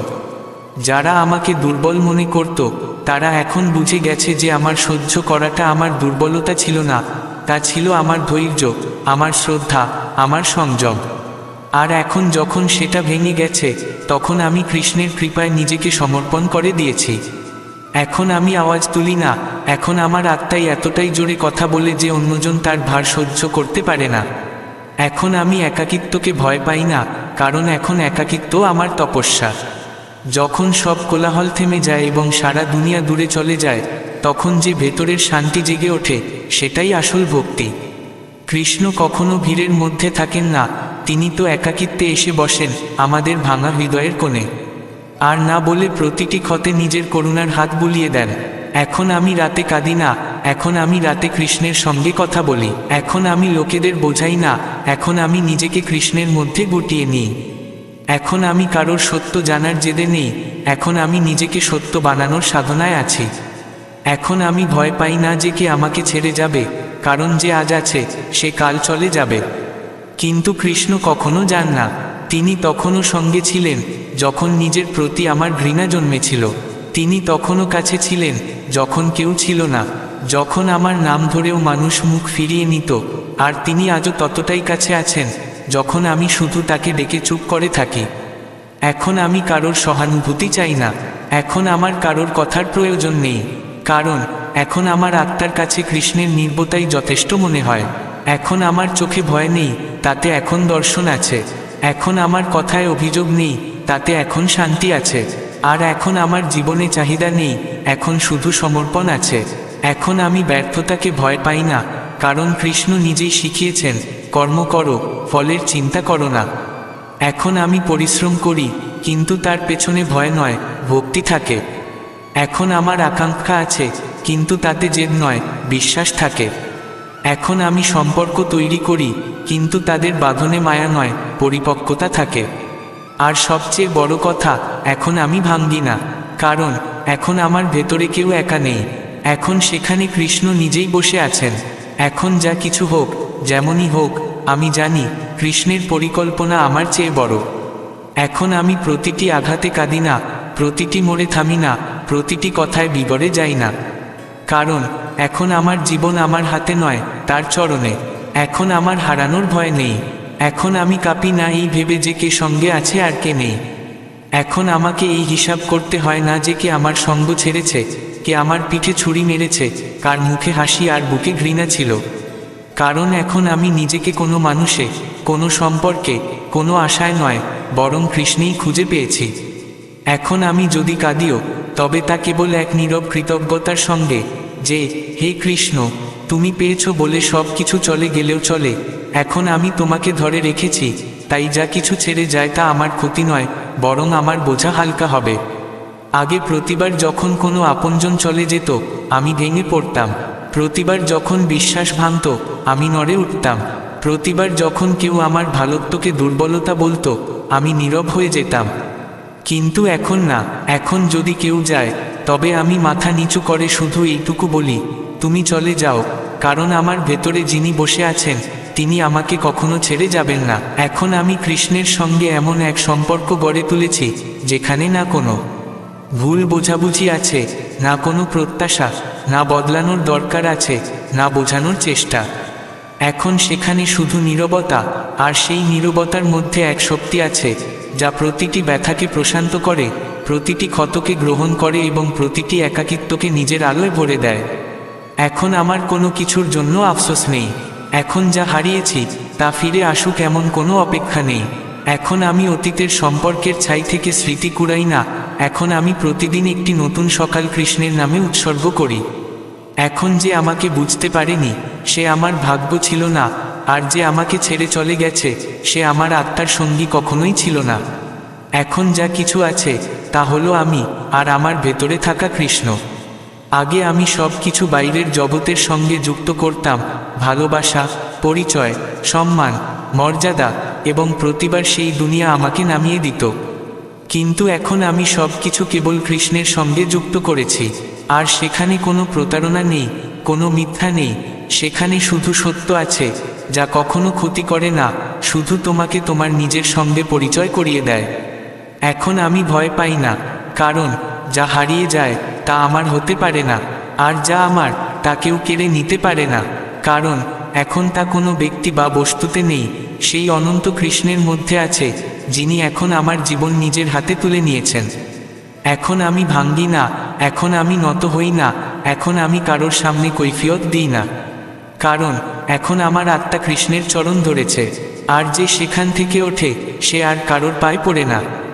এখন আমি নিজেকে কৃষ্ণের দৃষ্টিতে দেখি, ভালোবাসা, শান্তি, গ্রহণ দিয়ে। এখন আমি সেটাই হয়ে উঠেছি যা কৃষ্ণ চাইতেন, এমন এক মানুষ যে ভেঙে চুরমার হয়ে যায় না, বরং ভেঙে জেগে ওঠে। এখন আমার হারানোর ভয় নেই, কারণ এখন যা কিছু আমার তা আমার ভেতরে আছে, আর যা ভেতরে আছে তা কেউ কেড়ে নিতে পারে না। এখন আমার প্রেম কোনো বাইরের সম্পর্ক নয়, এখন তা আমার আত্মার কণ্ঠস্বর, যা সবসময় কৃষ্ণের নাম জপে। এখন যারা আমার থেকে দূরে সরে যাচ্ছে আমি তাদের আটকাই না, কারণ এখন আমি জানি যে আমার কাছে আছে সে কখনো দূরে যায়নি, সে আমার ভেতরে কৃষ্ণের রূপে বসে আছে, আর এখন তিনিই আমার সবচেয়ে সত্যিকারের প্রেম, সবচেয়ে স্থায়ী সঙ্গ এবং সবচেয়ে বড় পরিচয়। যখন প্রতিটি দরজা বন্ধ হয়ে যায়, যখন সব পথ ঝাপসা হয়ে যায় এবং যখন প্রতিটি মানুষ তোমাকে মাঝপথে ছেড়ে চলে যায়, সেই মুহূর্তে আর কেউ আসে না, কেবল একটি নীরবতা এসে ভেতরে বসে যায়। সেই নীরবতা যা কথা বলে না, কিন্তু তোমার সব কিছু শোনে। সেই নীরবতা যা তোমাকে হাত বুলিয়ে দেয় না, কিন্তু ভেতর থেকে সাহস হয়ে যায়। আর সেই নীরবতাই হলো শ্রীকৃষ্ণ। যখন তিনি আমার আত্মাকে স্পর্শ করলেন, তখন আমি বুঝলাম থেমে যাওয়া কোনো বিকল্প নয়। যত আঘাতই লাগুক, আত্মা যতটাই ভাঙুক, চলাটাই ধর্ম, কারণ আমার রথ এখন তিনি নিজেই টানছেন। আগে যে কথাগুলো হৃদয় ভেঙে দিত, এখন তা শিক্ষা হয়ে গেছে। যারা অবহেলা করত, এখন তাদের স্মৃতি আমার তপস্যায় পরিণত হয়েছে। আমি আগে সম্পর্ক বাঁচানোর জন্য সবাইকে বোঝাতাম, আপনত্বের জন্য ভিক্ষা চাইতাম, কিন্তু আজ আমি কারোর কাছে কিছু চাই না। এখন আমি আমার প্রতিটি অনুভূতি, প্রতিটি সিদ্ধান্ত, প্রতিটি কষ্ট কৃষ্ণের হাতে সঁপে দিয়েছি। এখন জীবন আমার নয়, তার লীলা। আর যখন জীবন লীলা হয়ে যায়, তখন প্রতিটি দুঃখ, প্রতিটি আঘাত, প্রতিটি একাকিত্ব পূজা হয়ে যায়। পথ যত দীর্ঘই হোক, যদি সঙ্গে কৃষ্ণ থাকেন, তবে ক্লান্তি লাগে না। আমি এটা জেনেছি যে যা কিছু হচ্ছে তাতে কোনো ভুল নেই, এটা সব তার পরিকল্পনার অংশ। আর যদি তিনি চান যে আমি কোনো মোড় দিয়ে যাই, তবে আমি ভয় পাব না, কারণ আমার সুতো এখন তার হাতে। আমি শুধু একটি রথ যাকে তিনি চালাচ্ছেন। আমি শুধু আমার কর্ম করছি, কিন্তু সেই কর্মের ফল তিনি ঠিক করবেন। আমি হার মেনে বসে থাকতে পারি না, কারণ যিনি আমাকে চলার শক্তি দিয়েছেন তিনি থামা শেখান না। যা চলে গেছে তাতে ফিরে যাওয়ার কোনো প্রয়োজন নেই, যারা গেছে তাদের ফিরিয়ে আনার কোনো চেষ্টা করার দরকার নেই। আমার ভেতরের শূন্যতাকে এখন কৃষ্ণের উপস্থিতি ভরে দিয়েছে। এখন আমার ভেতরে যে আগুন, তা দুঃখ থেকে নয়, বিশ্বাস থেকে জ্বলছে। আমি যা কিছু করি এখন তাতে আমার ইচ্ছা নয়, তার অনুপ্রেরণা কাজ করে। আর যখন অনুপ্রেরণা কৃষ্ণ থেকে আসে, তখন কোনো লক্ষ্যই অসম্ভব হয় না। কখনো কখনো এমন হয় যে মানুষ ভাঙে না, শুধু চুপ হয়ে যায়। আর মানুষ ভাবে যে এটা তার সহ্য শক্তি, কিন্তু তারা জানে না যে সে ভেতর থেকে কতটা চুরমার হয়ে গেছে। যে চুপ করে বসে আছে সে হারছে না, সে শুধু কথা বলার শক্তি হারিয়েছে। আর সেই নির্বতায় যদি কেউ সত্যি সত্যি শোনে, তবে তিনি কেবল শ্রীকৃষ্ণ। কারণ দুনিয়া তোমার কথা শোনে, কিন্তু কৃষ্ণ তোমার নীরবতার ভেতরের কোলাহল শোনেন। যে মানুষ সব কিছু সহ্য করেও কিছু বলে না, তার ভেতরের আত্মা ধীরে ধীরে পূজা হয়ে যায়। যখন তুমি রাতভর নিঃশব্দে কাঁদো এবং সকালে এমনভাবে হাসো যেন কিছুই হয়নি, তখন সেই হাসি মানুষকে ধোঁকা দেয়, কিন্তু কৃষ্ণকে নয়। তিনি জানেন কে সত্যি ভেঙেছে আর কে শুধু ভণ্ডামি করছে। যে সবচেয়ে বেশি দেয় সেই সবচেয়ে বেশি একা হয়। যে সবার জন্য সব কিছু করে সেই শেষে সবচেয়ে বেশি ভুলে যায়। আর সবচেয়ে বেশি কষ্ট তখন হয় যখন তোমাকে নিজের জায়গা ছোট করে দিতে হয় তাদের জন্য, যাদের তুমি তোমার পুরো দুনিয়ার সবচেয়ে বড় অংশ দিয়েছিলে। কিন্তু এটাই সেই সময় যখন কৃষ্ণ নীরব রূপে এসে বলেন, তোর সহ্য করার শক্তি তোর ভাগ্য থেকে নয়, আমার কৃপা থেকে এসেছে। আর সেই কৃপাই মানুষকে এতটা শক্তিশালী করে তোলে যে সে ভেঙেও শান্ত থাকে, জলেও কাউকে দোষ দেয় না, আর ভেঙেও কাউকে দুঃখ দেয় না। যাকে সবাই ছেড়ে চলে যায় সেই সবচেয়ে বেশি ঈশ্বরের কাছাকাছি হয়। যে তার সম্পর্কের ছাইয়ের ওপর মন্দির তৈরি করেছে, যে বিশ্বাসের চাকার ওপর নিজের অশ্রু দিয়ে প্রদীপ বানিয়েছে, সেই হয় সত্যিকারের ভক্ত। কৃষ্ণ কোনো কোলাহলে আসেন না, তিনি সেই নির্বতায় নেমে আসেন যেখানে আত্মা সব কিছু সহ্য করে নিয়েছে। তিনি সেখানে বাস করেন না যেখানে অভিযোগ থাকে, তিনি সেখানে থাকেন যেখানে মানুষ নিজেকে ছেড়ে তাকে ধরে নিয়েছে। আর যখন একবার তিনি তোমার ভেতরে বাস করেন, তখন দুনিয়ার কোনো মিথ্যা, কোনো অপমান, কোনো বিচ্ছেদ কোনো প্রভাব ফেলে না। তখন তুমি না হারো, না যেত, তুমি শুধু কৃষ্ণে মিশে যাও। তোমার নীরবতা সবচেয়ে বড় সংলাপ হয়ে যায়। প্রতিবার যখন তুমি কাউকে ক্ষমা করো কোনো প্রতিশোধের ভাবনা ছাড়া, প্রতিবার যখন তুমি ভেঙেও কারোর জন্য ভালো চিন্তা করো, প্রতিবার যখন তুমি কেঁদেও অন্য কারোর হাসির জন্য প্রার্থনা করো, তখন কৃষ্ণ তোমার আত্মার কাঁধে হাত রেখে বলেন, এটাই সত্যিকারের ভক্তি, আর তুই আমার সত্যিকারের অর্জুন। কারণ কৃষ্ণের যুদ্ধ দরকার নেই, তার চাই আত্মসমর্পণ। আর আত্মসমর্পণ সেই করতে পারে যে ভেতরের সব যুদ্ধ নীরবে লড়েছে। আজকাল মানুষ ভাবে যে বেশি কথা বলে সেই সঠিক, যে বেশি দেখায় সেই ভালো।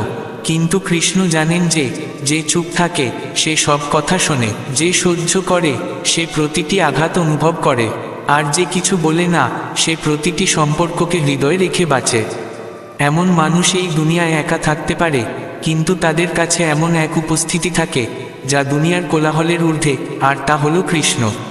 যখন দুনিয়া তোমার ভালোত্বকে দুর্বলতা মনে করে, যখন মানুষ তোমার ত্যাগকে বোকামি বলে, যখন তোমার নির্বতাকে অপরাধ বানিয়ে দেয়, তখন কৃষ্ণ তোমার ভেতরে আরও গভীরে নেমে যান এবং তোমার প্রতিটি অশ্রুকে আশীর্বাদ বানিয়ে দেন। যে না বলে সহ্য করে সে সময়কে ভয় পায় না, কারণ সে জানে যে তার প্রতিটি মুহূর্ত ঈশ্বরের কাছে লিপিবদ্ধ হচ্ছে। সে নিজের কর্মের চিন্তা করে না, তার কৃষ্ণের কৃপার ওপর পূর্ণ বিশ্বাস থাকে। এমন মানুষ কারোর থেকে প্রতিশোধ নেয় না, সে নিজেকে প্রতিটি আঘাতের ওপর তুলে আরও বড় বানিয়ে নেয়। আর যখন আত্মা এতটাই বিশাল হয়ে যায় যে সে অপমানকেও গ্রহণ করে নেয়, তখন সে আর মানুষ থাকে না, সে কৃষ্ণেরই অংশ হয়ে যায়।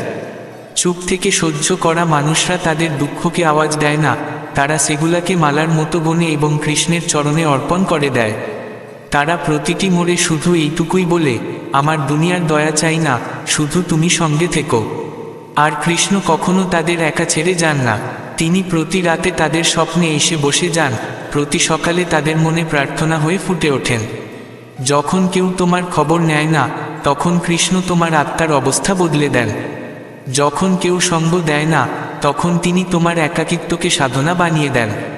তাই যে সহ্য করতে করতে চুপ হয়ে গেছে, তার নীরবতা ভেঙো না।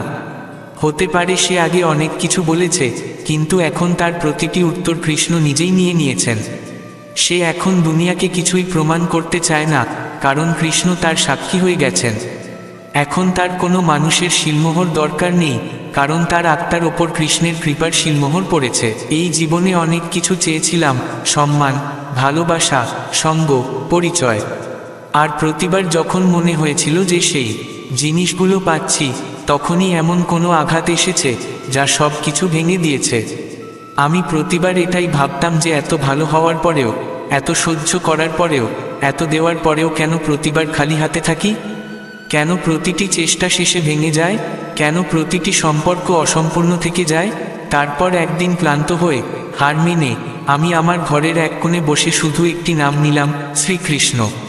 সেই একটি নামের মধ্যে এমন কিছু ছিল যা অশ্রু থামিয়ে দিল, যা হৃদয়ের ক্ষততে মলম হয়ে গেল, যা ভেতরের ঝড়কে শান্ত করে দিল। সেই মুহূর্তেই বুঝলাম, আমার পুরস্কার দরকার নেই, আমার শুধু নাম দরকার, কৃষ্ণের নাম। দুনিয়া সব কিছুকে ফলাফল দিয়ে বিচার করে, কি পেয়েছ, কি হয়েছে, কতটা সফল হয়েছ, কিন্তু কৃষ্ণ ফলাফল দেখেন না, অনুভূতি দেখেন। তিনি তোমার ভাঙনেও ভালোবাসা খোঁজেন, তোমার হারেও তপস্যা দেখেন, তোমার নির্বতায়ও সত্যকে চেনেন। আমি দুনিয়ার জন্য বহুবার নিজেকে বদলেছি, প্রতিবার কারোর আশায় খাপ খাইয়ে চলার চেষ্টা করেছি, কিন্তু শেষে প্রতিবার কেবল একাকিত্বই হাতে এসেছে। আর সেই একাকিত্বে যখন কেউ সঙ্গ দেয়নি, তখন কৃষ্ণ নীরবে আমাকে ধরে রেখেছিলেন। তিনি কিছু বলেননি, কিন্তু তার উপস্থিতি আমার আত্মাকে শান্তি দিয়েছিল। এখন আমি জীবন থেকে কিছু চাই না, না সাফল্যের গ্যারান্টি, না সম্পর্কের ফিরে আসা, না ভবিষ্যতের পরিকল্পনা। এখন আমি কেবল একটি জিনিস চাই, প্রতি সকালে আমার শ্বাসে কৃষ্ণের নাম থাকুক, আর প্রতি রাতে আমার আত্মা সেই নামেই হারিয়ে যাক। এখন আমি কোনো কিছুর দৌড়ে নেই, এখন আমি কাউকে মানানোর জেদে নেই। এখন আমার মন শুধু সেই দিকে যেখানে কৃষ্ণ আছেন। আর সেই পথ দুনিয়ার রাস্তা দিয়ে যায় না, সেই পথ তোমার ভেতর দিয়ে যায়। যেখানে তুমি সব কিছু ছেড়ে দিয়েছ, সেখান থেকেই কৃষ্ণ শুরু হন। যেখানে তুমি কেঁদেছ, ভেঙেছ, চুরমার হয়েছ, সেখান থেকেই তার কৃপা প্রবাহিত হতে শুরু করে। লোকে জিজ্ঞেস করে, কৃষ্ণকে মনে রেখে কি পেলে? আমি বলি, শান্তি পেয়েছি। সেই শান্তি যা কোনো মানুষের সঙ্গে ছিল না, সেই ভারসাম্য যা কোনো সম্পর্কে মেলেনি, সেই স্থিরতা যা কোনো সাফল্য থেকে আসেনি। এই সব কিছু কৃষ্ণের স্মৃতি থেকে পেয়েছি। আমি যখন তার নাম নিই, তখন আমার কিছু চাওয়ার দরকার পড়ে না, কারণ সেই নামেই সব কিছু মিশে আছে। প্রেম, করুণা, শক্তি, সাহস, ধৈর্য, সমর্পণ এবং সেই বিশাল নীরবতা যার মধ্যে পুরো সৃষ্টির উত্তর লুকিয়ে আছে। আমি অনেক কিছু হারিয়েছি, তবুও এখন কোনো অভিযোগ নেই, কারণ এখন বুঝেছি যা কিছু চলে গেছে তা কৃষ্ণ থেকে আলাদা ছিল, আর যা কৃষ্ণের সঙ্গে যুক্ত তা কখনো যায় না। এখন যখন কেউ সঙ্গ ছাড়ে, তখন আমি কৃষ্ণকে আরও গভীরভাবে আঁকড়ে ধরি। যখন কেউ অপমান করে, তখন আমি কৃষ্ণের চোখে তাকাই। সেখানে কোনো সমালোচনা নেই, কোনো বিচার নেই, সেখানে শুধু প্রেম আছে, এমন প্রেম যা আমাকে কারোর কাছে চাইতে হয় না। এখন আমার প্রেমে ববলের কোনো আকাঙ্ক্ষা নেই, সেবায় প্রশংসার লোভ নেই, ভক্তিতে কোনো দর কষাকষি নেই। এখন আমি যা কিছু করি শুধু কৃষ্ণের নামের জন্য করি। যারা পুরস্কারের আশায় পূজা করে, তারা কখনো না কখনো ক্লান্ত হয়ে যায়, কারণ প্রতিবার তাদের কিছু না কিছু চাই। কিন্তু যে কৃষ্ণের নাম শুধু অনুভূতি দিয়ে জপে, তার কখনো ক্লান্তি আসে না, কারণ তার প্রতিটি মুহূর্ত নিজেই এক পুরস্কার হয়ে যায়। এখন আমার প্রতিটি কাজ, প্রতিটি চিন্তা, প্রতিটি পদক্ষেপ সেই এক নামে সমর্পিত। কৃষ্ণ আমাকে শিখিয়েছেন যে যখন কেউ তোমাকে না বোঝে, তখনও নিজের সত্যে দৃঢ় থাকো। যখন কেউ তোমার সঙ্গে না থাকে, তখনও ভালোবাসতে থাকো। আর যখন কেউ তোমার অশ্রুর মূল্য না বোঝে, তখনও হাসতে থাকো, কারণ তোমার অশ্রু কৃষ্ণ বুনে রেখেছেন। তাই আজ আমি বলি, আমার কোনো পুরস্কার চাই না, কোনো প্রশংসাপত্র চাই না, কোনো করতালি চাই না। আমার তাদের দরকার নেই যারা আমাকে তখন দেখে যখন আমি উজ্জ্বল থাকি। আমার কৃষ্ণকে তখন চাই যখন আমি ভেঙে পড়ি। আমার সেই নাম চাই যা প্রতিটি হারকেও অভিজ্ঞতা বানিয়ে দেয়। আমার সেই নীরব সঙ্গ চাই যা প্রতিটি ঝড়ে ভেতর থেকে ধরে রাখে। আর যদি এটাই মিলে যায়, তবে এটাই আমার সবচেয়ে বড় পুরস্কার। বাকি দুনিয়া কি দেয় এখন তাতে কিছু যায় আসে না। যখন তুমি সত্যি সত্যি কৃষ্ণকে বেছে নাও, তখন এই দুনিয়া তোমাকে ছেড়ে যায় না, বরং নিজেই দূরে সরে যেতে শুরু করে। এক এক করে মানুষ চলে যায়, সম্পর্ক ফ্যাকাশে হয়ে যায়, বন্ধন আপনা আপনি শিথিল হয়ে যায়। আর তুমি ভাবো যে হয়তো কিছু ভুল হয়ে গেছে, কিন্তু না, ওটা সবই কৃষ্ণের পরিকল্পনা ছিল। কারণ যখন তুমি তাকে বেছে নাও, তখন তিনি তোমার আত্মার পরিচ্ছন্নতা শুরু করেন। যা কিছু তোমার জন্য বোঝা ছিল, যা কিছু তোমাকে নিচে টানছিল, সেই সব কৃষ্ণ নিজেই সরিয়ে দেন। আর তখন শুরু হয় তোমার আসল যাত্রা কৃষ্ণের দিকে। তুমি ভাবো এই একাকিত্ব এক শাস্তি, কিন্তু আসলে এটা আমন্ত্রণ প্রভুর আরও কাছে আসার। যখন সবাই সঙ্গ ছাড়ে, তখন কৃষ্ণ কাছে আসেন। যখন তুমি কাঁদো আর কেউ শোনে না, তখন তিনি নীরবে তোমার অশ্রু নিজের আঁচল দিয়ে মোছেন। যখন তোমার মনে হয় কেউ বুঝতে পারছে না, তখন তিনি তোমাকে বলেন, আমি আছি, তুমি শুধু স্থির থাকো। আর এই স্থির থাকাটাই সবচেয়ে বড় যুদ্ধ, সবচেয়ে বড় তপস্যা। কারণ কৃষ্ণের দিকে এগিয়ে যাওয়ার জন্য তোমাকে দুনিয়াকে পেছনে ফেলতে হয় না, তারা নিজেই তোমার থেকে সরে যায়, যেমন হেমন্তকালে শুকনো পাতা গাছ থেকে ঝরে যায়। লোকে বলে, এই কেন গেল, ও কেন বদলে গেল, কিন্তু এখন তোমার এই প্রশ্নের উত্তর দরকার নেই। কারণ যে তোমার সঙ্গে ছিল, যদি সে তোমারই থাকত, তবে কৃষ্ণ তাকে কখনো যেতে দিতেন না। আর যে গেছে, তার যাওয়াটা জরুরি ছিল, যাতে তোমার জীবনে তার উপস্থিতি আরও স্পষ্ট হতে পারে। কৃষ্ণকে বেছে নেওয়ার মানে হলো প্রতিটি জিনিসকে ছেড়ে দেওয়া যা তোমাকে তার থেকে দূরে সরিয়ে দিত। আর এটা তোমার সাধ্যে হয় না, এটা কৃষ্ণ নিজেই করেন তোমার আত্মার অনুমতি নিয়ে। তুমি তো শুধু ভালোবাসো, সমর্পণ করো, বাকি যা ভাঙে, চুরমার হয়, ছুটে যায়, তা সব তার লীলা। তুমি দেখো, আগে কত কিছুর সঙ্গে যুক্ত ছিলে, পরিচয়, সম্পর্ক, স্বপ্ন, আশা, আর যখন প্রতিটি জিনিস এক এক করে সরে গেল, তখন কেবল তুমি আর কৃষ্ণ রয়ে গেলে। আর এখান থেকেই শুরু হয় আসল বন্ধন, যেখানে কোনো চাওয়া নেই, কোনো শর্ত নেই, কেবল নীরব প্রেম। এমন প্রেম যা কাউকে প্রমাণ করতে হয় না, কারোর সঙ্গে লড়াই করতে হয় না। তুমি এখন বুঝেছ যে কৃষ্ণকে বেছে নেওয়ার অর্থ হলো নিজেকে খুঁজে পাওয়া। আর যখন তুমি নিজেকে পেয়ে যাও, তখন বাইরের দুনিয়ার কোনো অস্তিত্ব থাকে না। তখন তুমি ভিড়ে একা থাকো না, তুমি একাকিত্বে পূর্ণ হও। কৃষ্ণের পথ সহজ নয়, কিন্তু একবার যখন তুমি তাতে চলতে শুরু করো, তখন আর পেছনে ফিরে তাকানোর ইচ্ছা থাকে না। যা আগে জরুরি মনে হতো, এখন তা জরুরি মনে হয় না। যা আগে কষ্ট দিত, এখন তা বোঝা যায়। আর যা আগে তোমাকে ভাঙত, এখন সেটাই তোমাকে জোড়া লাগায়। প্রভু কৃষ্ণ তোমাকে সেখানে নিয়ে যান না যেখানে তুমি যেতে চাও, তিনি তোমাকে সেখানে নিয়ে যান যেখানে তুমি জরুরি। আর সেখানে শুধু তুমি আর তিনি থাকো, কোনো দুনিয়া নয়, কোনো ভণ্ডামি নয়, কোনো ছলনা নয়, শুধু ভক্তি, শুধু প্রেম, শুধু শান্তি। যে কৃষ্ণকে বেছে নেয়, সে নিজেকে হারায় না, সে নিজের ভেতরে সেই সব কিছু পেয়ে যায় যা পাওয়ার জন্য মানুষ সারা জীবন দৌড়ায়। কৃষ্ণকে বেছে নেওয়া ত্যাগ নয়, এটা আত্মার জন্য, চেতনার জন্য এবং জীবনের জন্য সর্বোচ্চ লাভ। তুমি এখন জেনেছ যে প্রভুকে পেলে কিছু ছুটে যায় না, শুধু মায়া ছুটে যায়। আর যখন মায়া ছুটে যায়, তখন তুমি সত্যিকারের প্রেম পাও, সেই প্রেম যা কোনো মানুষের থেকে নয়, তোমার মধ্যে থাকা পরমাত্মা থেকে হয়। তাই এখন কেউ তোমাকে ছেড়ে যাক বা গ্রহণ করুক, কেউ প্রশংসা করুক বা অবহেলা করুক, তোমার কিছু যায় আসে না। কারণ তুমি কারোর মানুষের অনুভূতির সঙ্গে যুক্ত নও, তুমি কৃষ্ণের অনুভূতির সঙ্গে যুক্ত হয়ে গেছো। আর যখন কোনো আত্মা কৃষ্ণের সঙ্গে যুক্ত হয়, তখন সে কোনো অবস্থার দাস থাকে না, সে প্রতিটি অবস্থায় স্বাধীন হয়। আর এটাই সবচেয়ে বড় আশীর্বাদ, সবচেয়ে বড় পুরস্কার, কৃষ্ণকে বেছে নেওয়া এবং বাকি দুনিয়ার নিজের থেকেই পেছনে সরে যাওয়া। ধন্যবাদ প্রিয় ভক্তবৃন্দ, শেষ পর্যন্ত শোনার জন্য হৃদয় থেকে কৃতজ্ঞ। প্রতিটি গল্পে লুকিয়ে আছে জীবনের পথনির্দেশ, আর প্রতিটি শব্দে আছে শ্রীকৃষ্ণের ইঙ্গিত। আমাদের সঙ্গে যুক্ত থাকুন আরাধনা তথ্য এর সঙ্গে, যেখানে প্রতিটি পরের ভিডিও একটি নতুন আধ্যাত্মিক যাত্রা হবে। আবার দেখা হবে শ্রীকৃষ্ণের আরও একটি লীলাম অনুপ্রেরণার সঙ্গে। ততক্ষণ পর্যন্ত মনে ভক্তি রাখুন এবং হৃদয়ে বিশ্বাস। রাধে রাধে। থাকে অন্য সকলের বিষয়ে, তাদের জীবনের বিষয়ে, তাদের ব্যক্তিত্বের বিষয়ে, তাদের ভবিষ্যতের বিষয়ে অনুমান করা, এটা হলো অনুচিত। কারোর অতীতকালকে দেখে লোকে ভবিষ্যৎ বলে দিতে পারেন, বর্তমানকে দেখে ভবিষ্যতের বিষয়ে অনুমান করে ফেলেন। উদাহরণ দিতে হলে বলবো, কোনো দাসকে দেখুন, ওকে দেখে লোকে বলে যে ওর ভবিষ্যৎ সেটাই হতে পারে, অনুমান করে ফেলেন। আর এই রাজাকে দেখুন, উনি তো কত সুখী হবেন, উনি তো জগতের সব থেকে অধিক সুখী মানুষ, কত সুখ সুবিধা আছে ওনার কাছে, ধারণা করে ফেলেন। তবে সত্য তো এটাই যে কারোর ব্যক্তিত্বের বিষয়ে, তাদের ভবিষ্যতের বিষয়ে আপনি পূর্ণ সত্য কখনোই বলতে পারবেন না, শুধু অনুমান করতে পারবেন।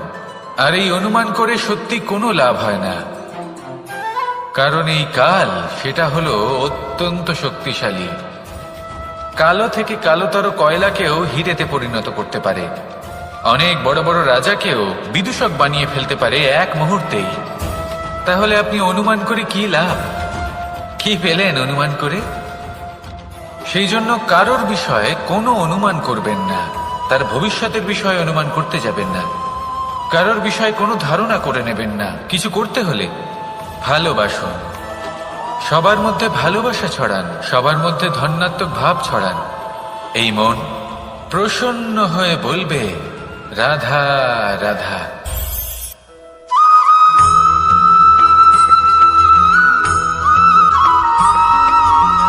পঞ্চতত্ত্বের মধ্যে দ্বিতীয় তত্ত্ব হল ধরণী, ভূমি, যাকে আমরা ধরণী মাতা বলি।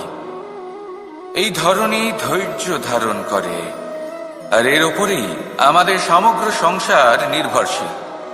কারণ এই ভূমি সহ্য ক্ষমতা রাখে। এর সহ্য ক্ষমতা হলো অপরিসীম। সন্তান যতই আঘাত প্রদান করুক না কেন, প্রেম পূর্বক সহ্য করে আর তার বদলে অমূল্য রত্ন প্রদান করে। সন্তান যদি হাল চালায় তাহলে তার বদলে তাকে অন্ন প্রদান করে। এটাই হলো ধরনী। এবার এর থেকে আমরা কি শিক্ষা পেতে পারি? এটাই যে কারোর জন্য কিছু করা বা কাউকে কিছু দেওয়া মনে কোনো কামনা ছাড়াই। আর এই কথাটা বুঝে যান, যদি কারোর জন্য কামনা না রেখে বা কোনো পাওয়ার আশা না রেখে কারোর জন্য কিছু করেন বা কারোকে কিছু দেন, যদি এটা আপনি শিখতে পারেন তবে আপনি ভালোবাসতে শিখে গেছেন। আর সেই জন্যই এই ধরিত্রীকে মাতা বলা হয়। কারণ মাতা শুধু উনি নন যিনি গর্ভে সন্তানকে ধারণ করেন, মাতা তো উনিও যিনি জীবন বাঁচতে শেখান, যিনি জীবন বাঁচার উদাহরণ প্রদান করেন। তাহলে ধরনীর থেকে এই নিঃস্বার্থ ভাব শিখুন, নিঃস্বার্থ ভালোবাসা শিখুন, আর এই ভালোবাসার সাথেই বলুন রাধা রাধা।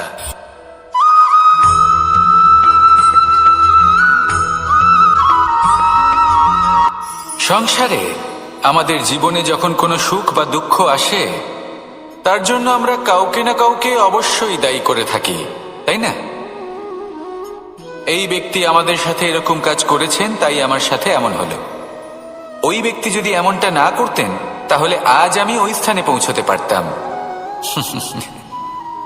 সবই আপনার দৃষ্টিভঙ্গির উপর নির্ভরশীল। আর যদি আপনার দৃষ্টিভঙ্গি এমন হয় তাহলে তা অনুচিত। সত্যি কথা বলতে এই সংসারে ভিন্ন ভিন্ন ধরনের মানুষ আছে। এটা আপনার উপর নির্ভর করছে কিভাবে তাদের স্বাগত জানাবেন। একবার ভাবুন, আমি আমার দুটো হাত সামনে নিয়ে এলাম, দুটো মুঠো খুলে দিলাম। দুই প্রকারের মানুষ আসবেন, কিছু না কিছু দিয়ে যাবেন। এই মুঠো যদি আমি বন্ধ করে দিই তাহলে না কেউ আমাকে কিছু দিতে পারবে, না আমার কিছু যাবে আসবে।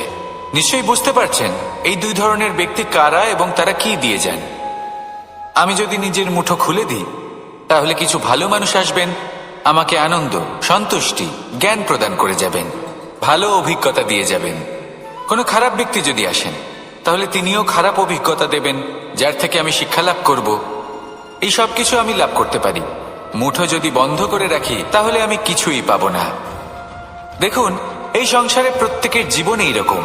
প্রত্যেকের জীবনে সবকিছুই আছে, ভালো খারাপ দুই মানুষই আছে। ভালো অভিজ্ঞতা আছে, খারাপ অভিজ্ঞতা আছে। নির্ভর করছে আপনার উপর যে আপনি কি করবেন, এনাদের স্বাগত কিভাবে জানাবেন, কার থেকে কি বুঝবেন, কি শিখতে পারবেন, আর কোন দৃষ্টিভঙ্গি নিয়ে অগ্রসর হবেন। এটাই নির্ধারণ করবে যে আপনার জীবন কেমন হবে। আসুন আমার সাথে ভালোবেসে বলুন রাধা রাধা।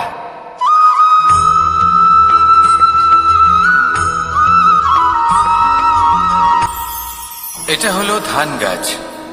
এর থেকে যে চাল উৎপন্ন হয় তা মানুষ গ্রহণ করেন। আর এটা কি? এ হলো জংলি ঘাস। একবার ভেবে দেখুন, যদি এই জংলি ঘাস ধান গাছের আশেপাশে থাকে তাহলে কি হবে? ধান উৎপন্ন হতে পারবে? তা উৎকৃষ্ট হতে পারবে? আমরা কি তা গ্রহণ করতে পারবো? কখনোই নয়। এই জংলি ঘাস ধানকে নষ্ট করে দেবে, কিন্তু নিজে জীবিত থাকবে। এটাই হলো আজকের শিক্ষা। এই সংসারে যদি আপনি নীতির পথে চলতে চান, উচিত কর্ম করতে চান, সংসারকে সেবা করতে চান, তাহলে জংলি ঘাসের মতো ব্যক্তিদের থেকে সবসময় দূরে থাকতে হবে। সেই ব্যক্তি যারা দুর্নীতি এবং মিথ্যা দ্বারা পরিপূর্ণ, যাদের ব্যবহার অশুভ, যাদের অনেক অশুভ গুণ রয়েছে, তারা সঠিক নয়। সেই সকল ব্যক্তি যাদের চরিত্র অত্যন্ত দুষ্ট হয়, তারা হয় শুভ চরিত্রের ব্যক্তিকে একদম নষ্ট করে দেয়, নয় নিজের মতো বানিয়ে তোলে। তাই যদি আপনি নীতির পথে চলতে চান, এই সংসারের জন্য শুভ কর্ম করতে চান, তাহলে সেই সঙ্গ লাভ করুন যে সঙ্গ জ্ঞানে পরিপূর্ণ, যাদের মধ্যে অনেক গুণ আছে, যাদের থেকে প্রতিদিন কিছু শিখতে পারবেন। এমন ব্যক্তির সাথে জীবন অতিবাহিত করুন, দুরাচারীদের থেকে দূরে থাকুন। তবেই এই মন প্রসন্ন হয়ে বলবে, রাধা রাধা।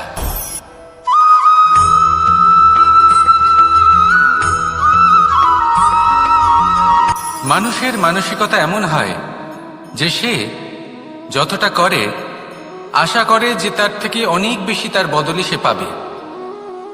দেখুন, সবকিছুই আপনার ভাবনা চিন্তার উপর নির্ভর করছে। আপনি যদি ফলের বিষয়ে ভেবে কর্ম করতে থাকেন তাহলে সেটা অনুচিত। জীবনের আসল আনন্দ হলো নিজের কর্ম করতে থাকা, ফলের চিন্তা করা উচিত নয়। যদি আপনি এরকম ভাবেন যে আমি এতটা করছি, আমার এতটা পাওয়া উচিত, সেই ভাবনা অনুচিত। যদি আপনি সেবার মানসিকতা নিয়ে কর্ম করতে থাকেন, কর্মচক্রে প্রবাহিত হন, যদি আপনি এমন ভাবনা রাখেন যে আমি এতটা পাচ্ছি তাই এর থেকে অনেক বেশি আমি কর্ম করব, তাহলে নিশ্চিত রূপে আপনি যতটা করছেন তার থেকে অনেক বেশি আপনি পাবেন, আপনার আশার থেকে অনেক বেশি আপনি পাবেন। শুধু জীবনে অনেক বেশি কাজ করতে থাকুন, ফলের চিন্তা করবেন না। আর মনে রাখবেন, এই ভাবনাই সব থেকে বড় বীজ। কর্মের উপর বিশ্বাস রাখুন, জীবনে যা যা আপনি চান সবই সুখময় হবে। আসুন আর আমার সাথে ভালোবেসে বলুন, রাধা রাধা।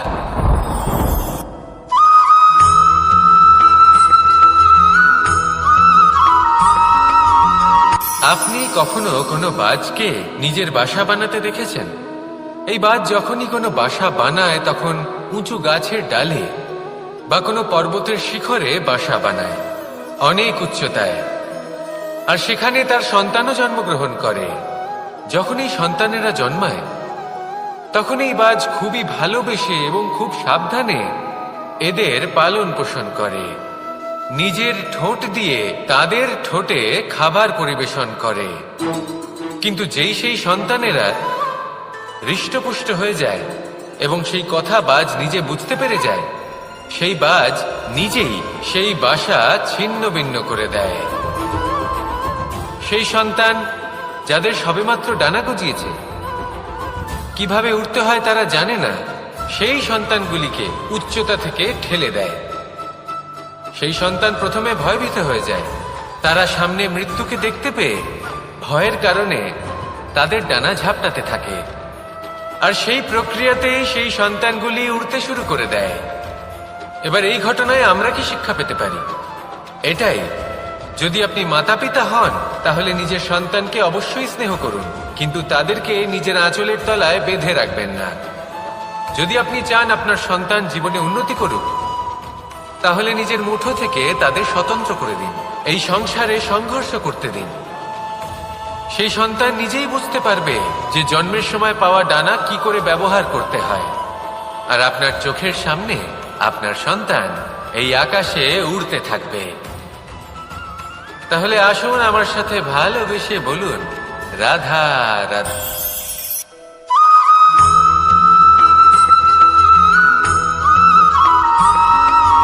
বসন্ত ঋতু, এই সময় মন আনন্দে ভরে থাকে।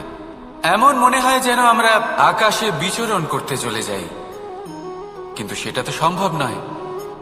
সেই জন্য হয়তো আমরা ঘুড়ি ওড়াই, এই ঘুড়িকে নিজেদের প্রতিরূপ মনে করে।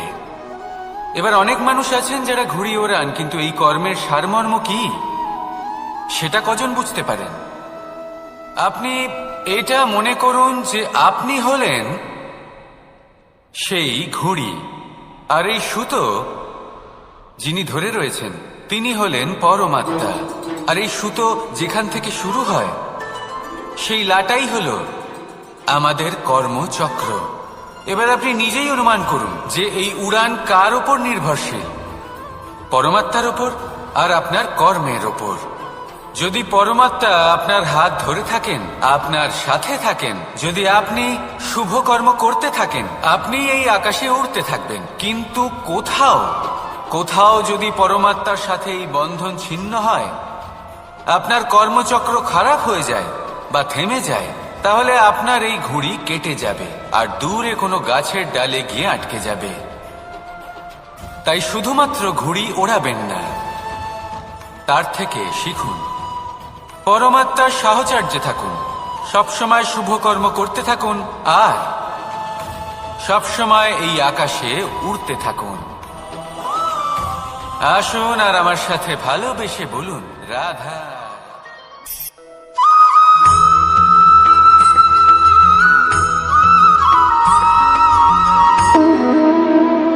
সম্পর্ক হলো আমাদের জীবনের একটি আধার। কিছু সম্পর্ক এমন যে আমরা জন্মসূত্রে লাভ করি, যেমন পরিবার, মা, বাবা। কিছু সম্পর্ক আছে যে আমরা জীবনে অর্জন করে থাকি, তা সে প্রেমের হোক, স্নেহের হোক বা বন্ধুত্বের।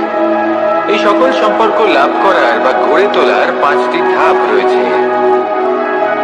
প্রথম ধাপ, কোনো ব্যক্তির সাথে আলাপ হওয়া, তার সাথে কথা বলা বা তাকে দেখা। দ্বিতীয় ধাপ, সে ব্যক্তিকে আমাদের ভালো লাগা। তৃতীয় ধাপ, আমাদের এটা চাইতে শুরু করা যে জীবনে এই ব্যক্তি যেন আমাদের বন্ধু হন, আমাদের জীবনে থাকেন, বা আমাদের কাউকে ভালোবেসে ফেলা আর এটা আমাদের ভাবা বা চাওয়া যে সেই ব্যক্তি যেন আজীবন আমার সাথে থাকেন, আমার জীবনে আমার সাথী হয়ে। চতুর্থ ধাপ, লাভ করা। এবার এই ধাপটি অনেক মানুষের পক্ষেই খুবই সরল হয়, বড়ই সরলভাবে নিজেদের সঙ্গীকে লাভ করে থাকেন। কিছু মানুষের জন্য এই ধাপ অত্যন্ত কঠিন হয়ে থাকে। অনেক প্রতিকূল পরিস্থিতির উপর জয়লাভ করে তারা সঙ্গীকে লাভ করেন, কিন্তু লাভ অবশ্যই করেন।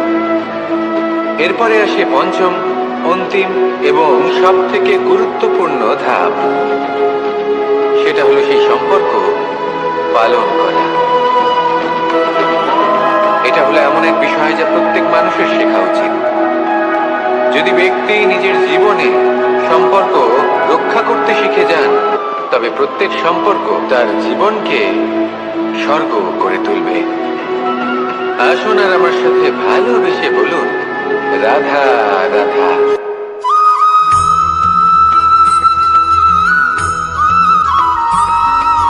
জীবনে যখন কোনো ব্যক্তি নিজের লক্ষ্য প্রাপ্তির জন্য নিরন্তর পরিশ্রম করতে থাকেন, চেষ্টা করতে থাকেন, তখন তিনি কষ্ট অনুভব করেন। কখনো শারীরিক কষ্ট, কখনো মানসিক কষ্ট। এবার উনি এটা ভাবতে থাকেন যে আমি কি উচিত করছি নাকি অনুচিত করছি। কারণ অন্যদিকে এমন একজন ব্যক্তিও আছেন যিনি একদমই পরিশ্রম চেষ্টা করছেন না। তিনি মদিরা পান করেন, বিলাসিতায় জীবন কাটান, অলস প্রকৃতির হয়ে ওঠেন, নিদ্রাতে বিলীন হয়ে থাকেন আর ভাবেন যে তিনি সুখ লাভ করছেন। কিন্তু এরকম কেন হয়? কারণ যখন আমরা সৎ পথে থাকি, উচিত পথে চলি, লক্ষ্য প্রাপ্ত করার জন্য চেষ্টা করতে থাকি, তখন আমাদের ভেতরে থাকা নেতিবাচক শক্তি এবং পাপ এই দেহকে ত্যাগ করে দেয়। আর এই অনুভূতিটাই আমাদের দুঃখের অনুভূতি দেয়, কষ্ট দেয়। এবার সেখানে যদি আমরা কুপথে চলি, অনুচিত পথে চলতে থাকি, তাহলে আমাদের ভেতরে থাকা পুণ্য এবং ধনাত্মক শক্তি আমাদের দেহ ত্যাগ করে দেয়। আর এই অনুভূতির কারণেই আমরা সুখ অনুভব করি। কিন্তু কখনো ভাববেন যে এই সুখ বেশি সময় পর্যন্ত থাকে না। সেই জন্য সবসময় মনে রাখবেন, যদি আপনি জানেন যে এটাই আপনার লক্ষ্য, এটাই উচিত পথ, শুভ পথ, তাতে নিরন্তরভাবে এগিয়ে যেতে চেষ্টা করতে থাকুন। এই কষ্ট আপনাকে সুখের পরাকাষ্ঠায় কখন পৌঁছে দেবে তা আপনি জানতেই পারবেন না। আসুন আমার সাথে ভালোবেসে বলুন, রাধা রাধা।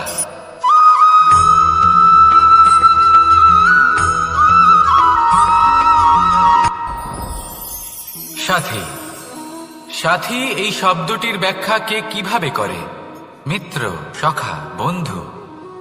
কিন্তু অর্থ একটাই, তিনি যিনি আপনার সঙ্গী হন আর তিনি যার সাথী আপনি হন।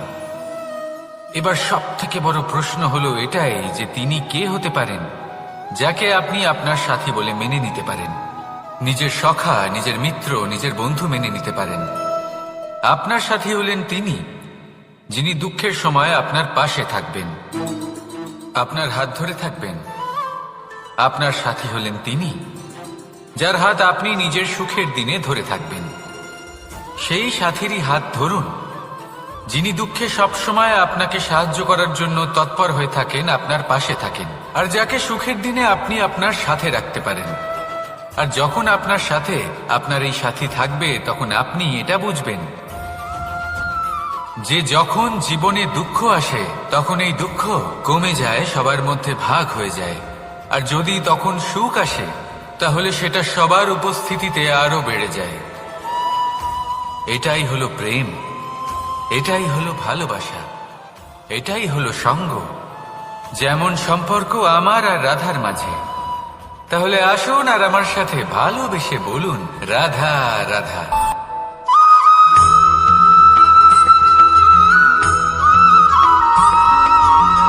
এই সংসারে প্রত্যেক মানুষ এটাই চান যে তিনি যেন ধনবান হন, আর্থিক অবস্থা তার ভালো থাকে, ওনার বাড়িতে লক্ষ্মীর আগমন হয়। কিন্তু সেটা হবে কি করে, সেটাই হলো প্রশ্ন। কেউ বলেন যে যদি পরিশ্রম করো তাহলে ধন অর্জন সম্ভব, কেউ বলেন যে যদি বিদ্যা লাভ হয় তবেই ধন অর্জন সম্ভব, কেউ বলেন যে যদি বলশালী হও তবেই সম্পন্ন থাকবে। ভালো কথা, যদি তাই হয়ে থাকে, তবে দিনমজুর সারা দিন পরিশ্রম করেন, তিনি কেন ধনী হন না? অনেকজন বিদ্বান মানুষ আছেন এই সংসারে, তারা কেন ধনবান হন না? অনেক সংখ্যক বলশালী ব্যক্তি আছেন, তাদের কাছে ধন নেই কেন? তাদের কেন ধনের অভাব হয়? আবার এমনও কিছু মানুষ আছেন যারা পরিশ্রম করেন, তারা দিনমজুর, কিন্তু তারা ধন অর্জন করতে পারেন। কিছু বিদ্বান ব্যক্তি আছেন যাদের কাছে অধিক মাত্রায় ধন রয়েছে। কয়েকজন বলশালী ব্যক্তি রয়েছেন যাদের কাছে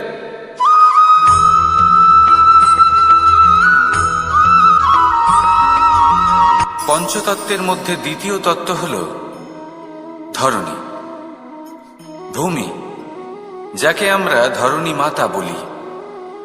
এই ধরণী ধৈর্য ধারণ করে, আর এর ওপরেই আমাদের সমগ্র সংসার নির্ভরশীল। কারণ এই ভূমি সহ্য ক্ষমতা রাখে, এর সহ্য ক্ষমতা হল অপরিসীম। সন্তান যতই আঘাত প্রদান করুক না কেন, প্রেম পূর্বক সহ্য করে, আর তার বদলে অমূল্য রত্ন প্রদান করে। সন্তান যদি হাল চালায়, তাহলে তার বদলে তাকে অন্ন প্রদান করে। এটাই হলো ধরণী। এবার এর থেকে আমরা কি শিক্ষা পেতে পারি? এটাই যে কারোর জন্য কিছু করা বা কাউকে কিছু দেওয়া মনে কোনো কামনা ছাড়াই। আর এই কথাটা বুঝে যান, যদি কারোর জন্য কামনা না রেখে বা কোনো পাওয়ার আশা না রেখে কারোর জন্য কিছু করেন বা কারোকে কিছু দেন, যদি এটা আপনি শিখতে পারেন, তবে আপনি ভালোবাসতে শিখে গেছেন। আর সেই জন্যই এই ধরিত্রীকে মাতা বলা হয়। কারণ মাতা শুধু উনি নন যিনি গর্ভে সন্তানকে ধারণ করেন, মাতা তো উনিও যিনি জীবন বাঁচতে শেখান, যিনি জীবন বাঁচার উদাহরণ প্রদান করেন। তাহলে ধরণীর থেকে এই নিঃস্বার্থ ভাব শিখুন, নিঃস্বার্থ ভালোবাসা শিখুন, আর এই ভালোবাসার সাথেই বলুন, রাধা রাধা।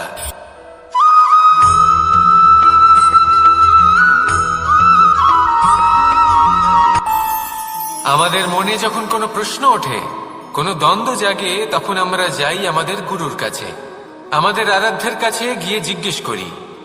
এইভাবেই একদিন আমি পৌঁছলাম আমার আরাধ্যের কাছে, আমার মহাদেবের কাছে, আর ওনাকে প্রশ্ন করলাম যে মহাদেব, জীবনে আনন্দ পাওয়ার, উৎসব পালনের, প্রেম ভাগ করে নেবার, জীবনকে উপভোগ করে নেওয়ার সর্বশ্রেষ্ঠ সময় কোনটা?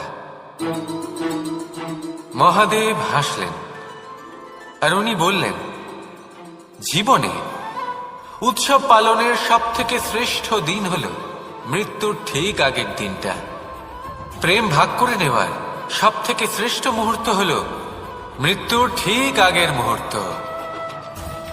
জীবনকে উপভোগ করে নেওয়ার সর্বশ্রেষ্ঠ প্রহর হল মৃত্যুর এক প্রহর পূর্বে। তখন আমি চমকে গেলাম। আমি বললাম, কিন্তু মহাদেব, মৃত্যু তো অনিশ্চিত, আমরা জানিও না কবে আমাদের মৃত্যু হবে। মহাদেব আবার হাসলেন উনি বললেন যে যদি আমরা এভাবে জীবন কাটাই যে আমরা জীবনের প্রত্যেক দিন, প্রত্যেক মুহূর্ত, প্রত্যেক প্রহর শেষ বলে মনে করি, তাহলে আমাদের সমস্ত জীবন আনন্দের সাথেই অতিবাহিত হবে। কি বলেন?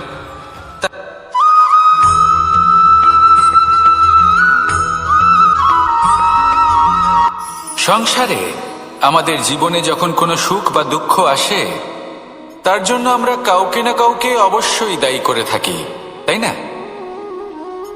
এই ব্যক্তি আমাদের সাথে এরকম কাজ করেছেন, তাই আমার সাথে এমন হলো। ওই ব্যক্তি যদি এমনটা না করতেন, তাহলে আজ আমি ওই স্থানে পৌঁছতে পারতাম। সবই আপনার দৃষ্টিভঙ্গির ওপর নির্ভরশীল, আর যদি আপনার দৃষ্টিভঙ্গি এমন হয়, তাহলে তা অনুচিত। সত্যি কথা বলতে এই সংসারে ভিন্ন ভিন্ন ধরনের মানুষ আছে। এটা আপনার উপর নির্ভর করছে কিভাবে তাদের স্বাগত জানাবেন। একবার ভাবুন, আমি আমার দুটো হাত সামনে নিয়ে এলাম, দুটো মুঠো খুলে দিলাম। দুই প্রকারের মানুষ আসবেন, কিছু না কিছু দিয়ে যাবেন। এই মুঠো যদি আমি বন্ধ করে দিই, তাহলে না কেউ আমাকে কিছু দিতে পারবে, না আমার কিছু যাবে আসবে।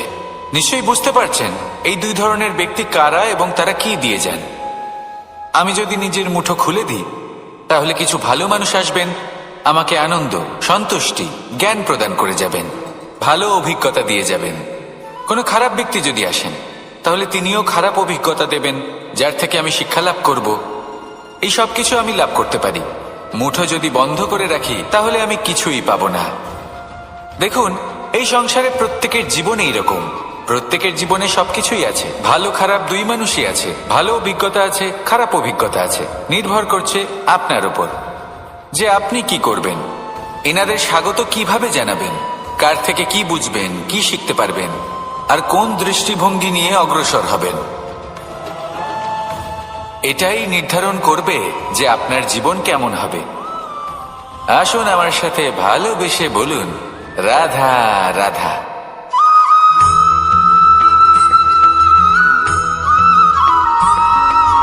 জীবনে অগ্রসর হওয়ার জন্য আমাদের কাকে প্রয়োজন হয়? মাতা পিতা, বন্ধু, প্রেম, সাহায্য, অর্থ, পরিশ্রম, আশা। ভিন্ন ভিন্ন মানুষ ভিন্ন ভিন্ন বিকল্প চয়ন করে। যদি আমি আপনাকে বলি, তাহলে জয় আর পরাজয়ের মন্ত্র দুটো শব্দের উপর নির্ভর করে, মেনে নেওয়া আর দৃঢ় হওয়া। যদি মেনে নেন, তাহলে হেরে যাবেন। যদি দৃঢ় হন, তাহলে নিশ্চিত রূপে জয়ী হবেন। যদি কখনো আপনি ক্লান্ত হয়ে ওঠেন, আপনি দুঃখী হন, পুরোপুরি ভেঙে পড়েছেন, তখন মেনে নেবেন না যে আপনি ভেঙে পড়েছেন, নয়তো হেরে যাবেন। তখন উল্টে স্থির করবেন যে যাই হয়ে যাক না কেন, আমি জয়ী হবই।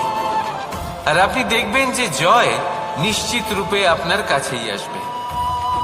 তাহলে এই কথা মনে রাখবেন আর আমার সাথে ভালোবেসে বলবেন, রাধা রাধা।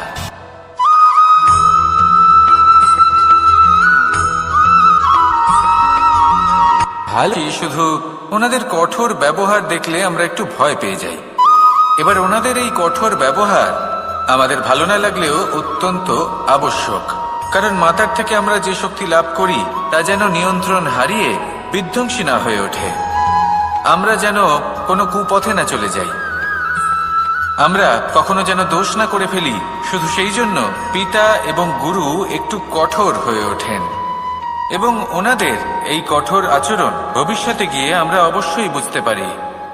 জীবনে কিছু বছর আমরা এগিয়ে যাই আর তারপর আমরা বুঝতে পারি যে বাবা এবং গুরু আমাদের যথেষ্ট ভালোবাসতেন, কিন্তু ওনাদের ভালোবাসার বহিঃপ্রকাশ আলাদা। প্রয়োজনীয় হলো এটা দেখার, এটা বোঝার যে শুরু থেকে আমাদের প্রতি ওনাদের আচরণ কেমন ছিল। ওনাদের কঠোর হওয়ার পেছনে ওনাদের ভালোবাসাটা বোঝার চেষ্টা করুন, ওনাদের চিন্তাটা বোঝার চেষ্টা করুন, ওনাদের পথপ্রদর্শনের আড়ালে আপনার ভবিষ্যতের জন্য যে পরিকল্পনা ওনারা করেছেন সেটা বোঝার চেষ্টা করুন। তখন আপনারা বুঝতে পারবেন ওনাদের ভালোবাসাকে। আপনার মনের মধ্যে আপনা থেকেই ওনাদের প্রতি সম্মান জেগে উঠবে। নিজের পিতা এবং নিজের গুরু এই দুজনের প্রতি কৃতজ্ঞতা প্রকাশ করুন আর আমার সাথে ভালোবেসে বলুন, রাধা রাধা।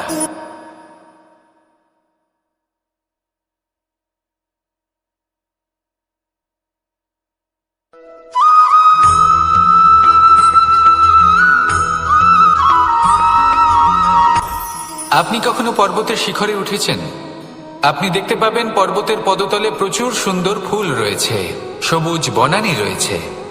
যত আপনি ওপরে উঠতে থাকবেন তত ফুল কমতে থাকবে, সবুজ বনানী কমতে থাকবে। আরো কিছুটা ওপরে উঠলে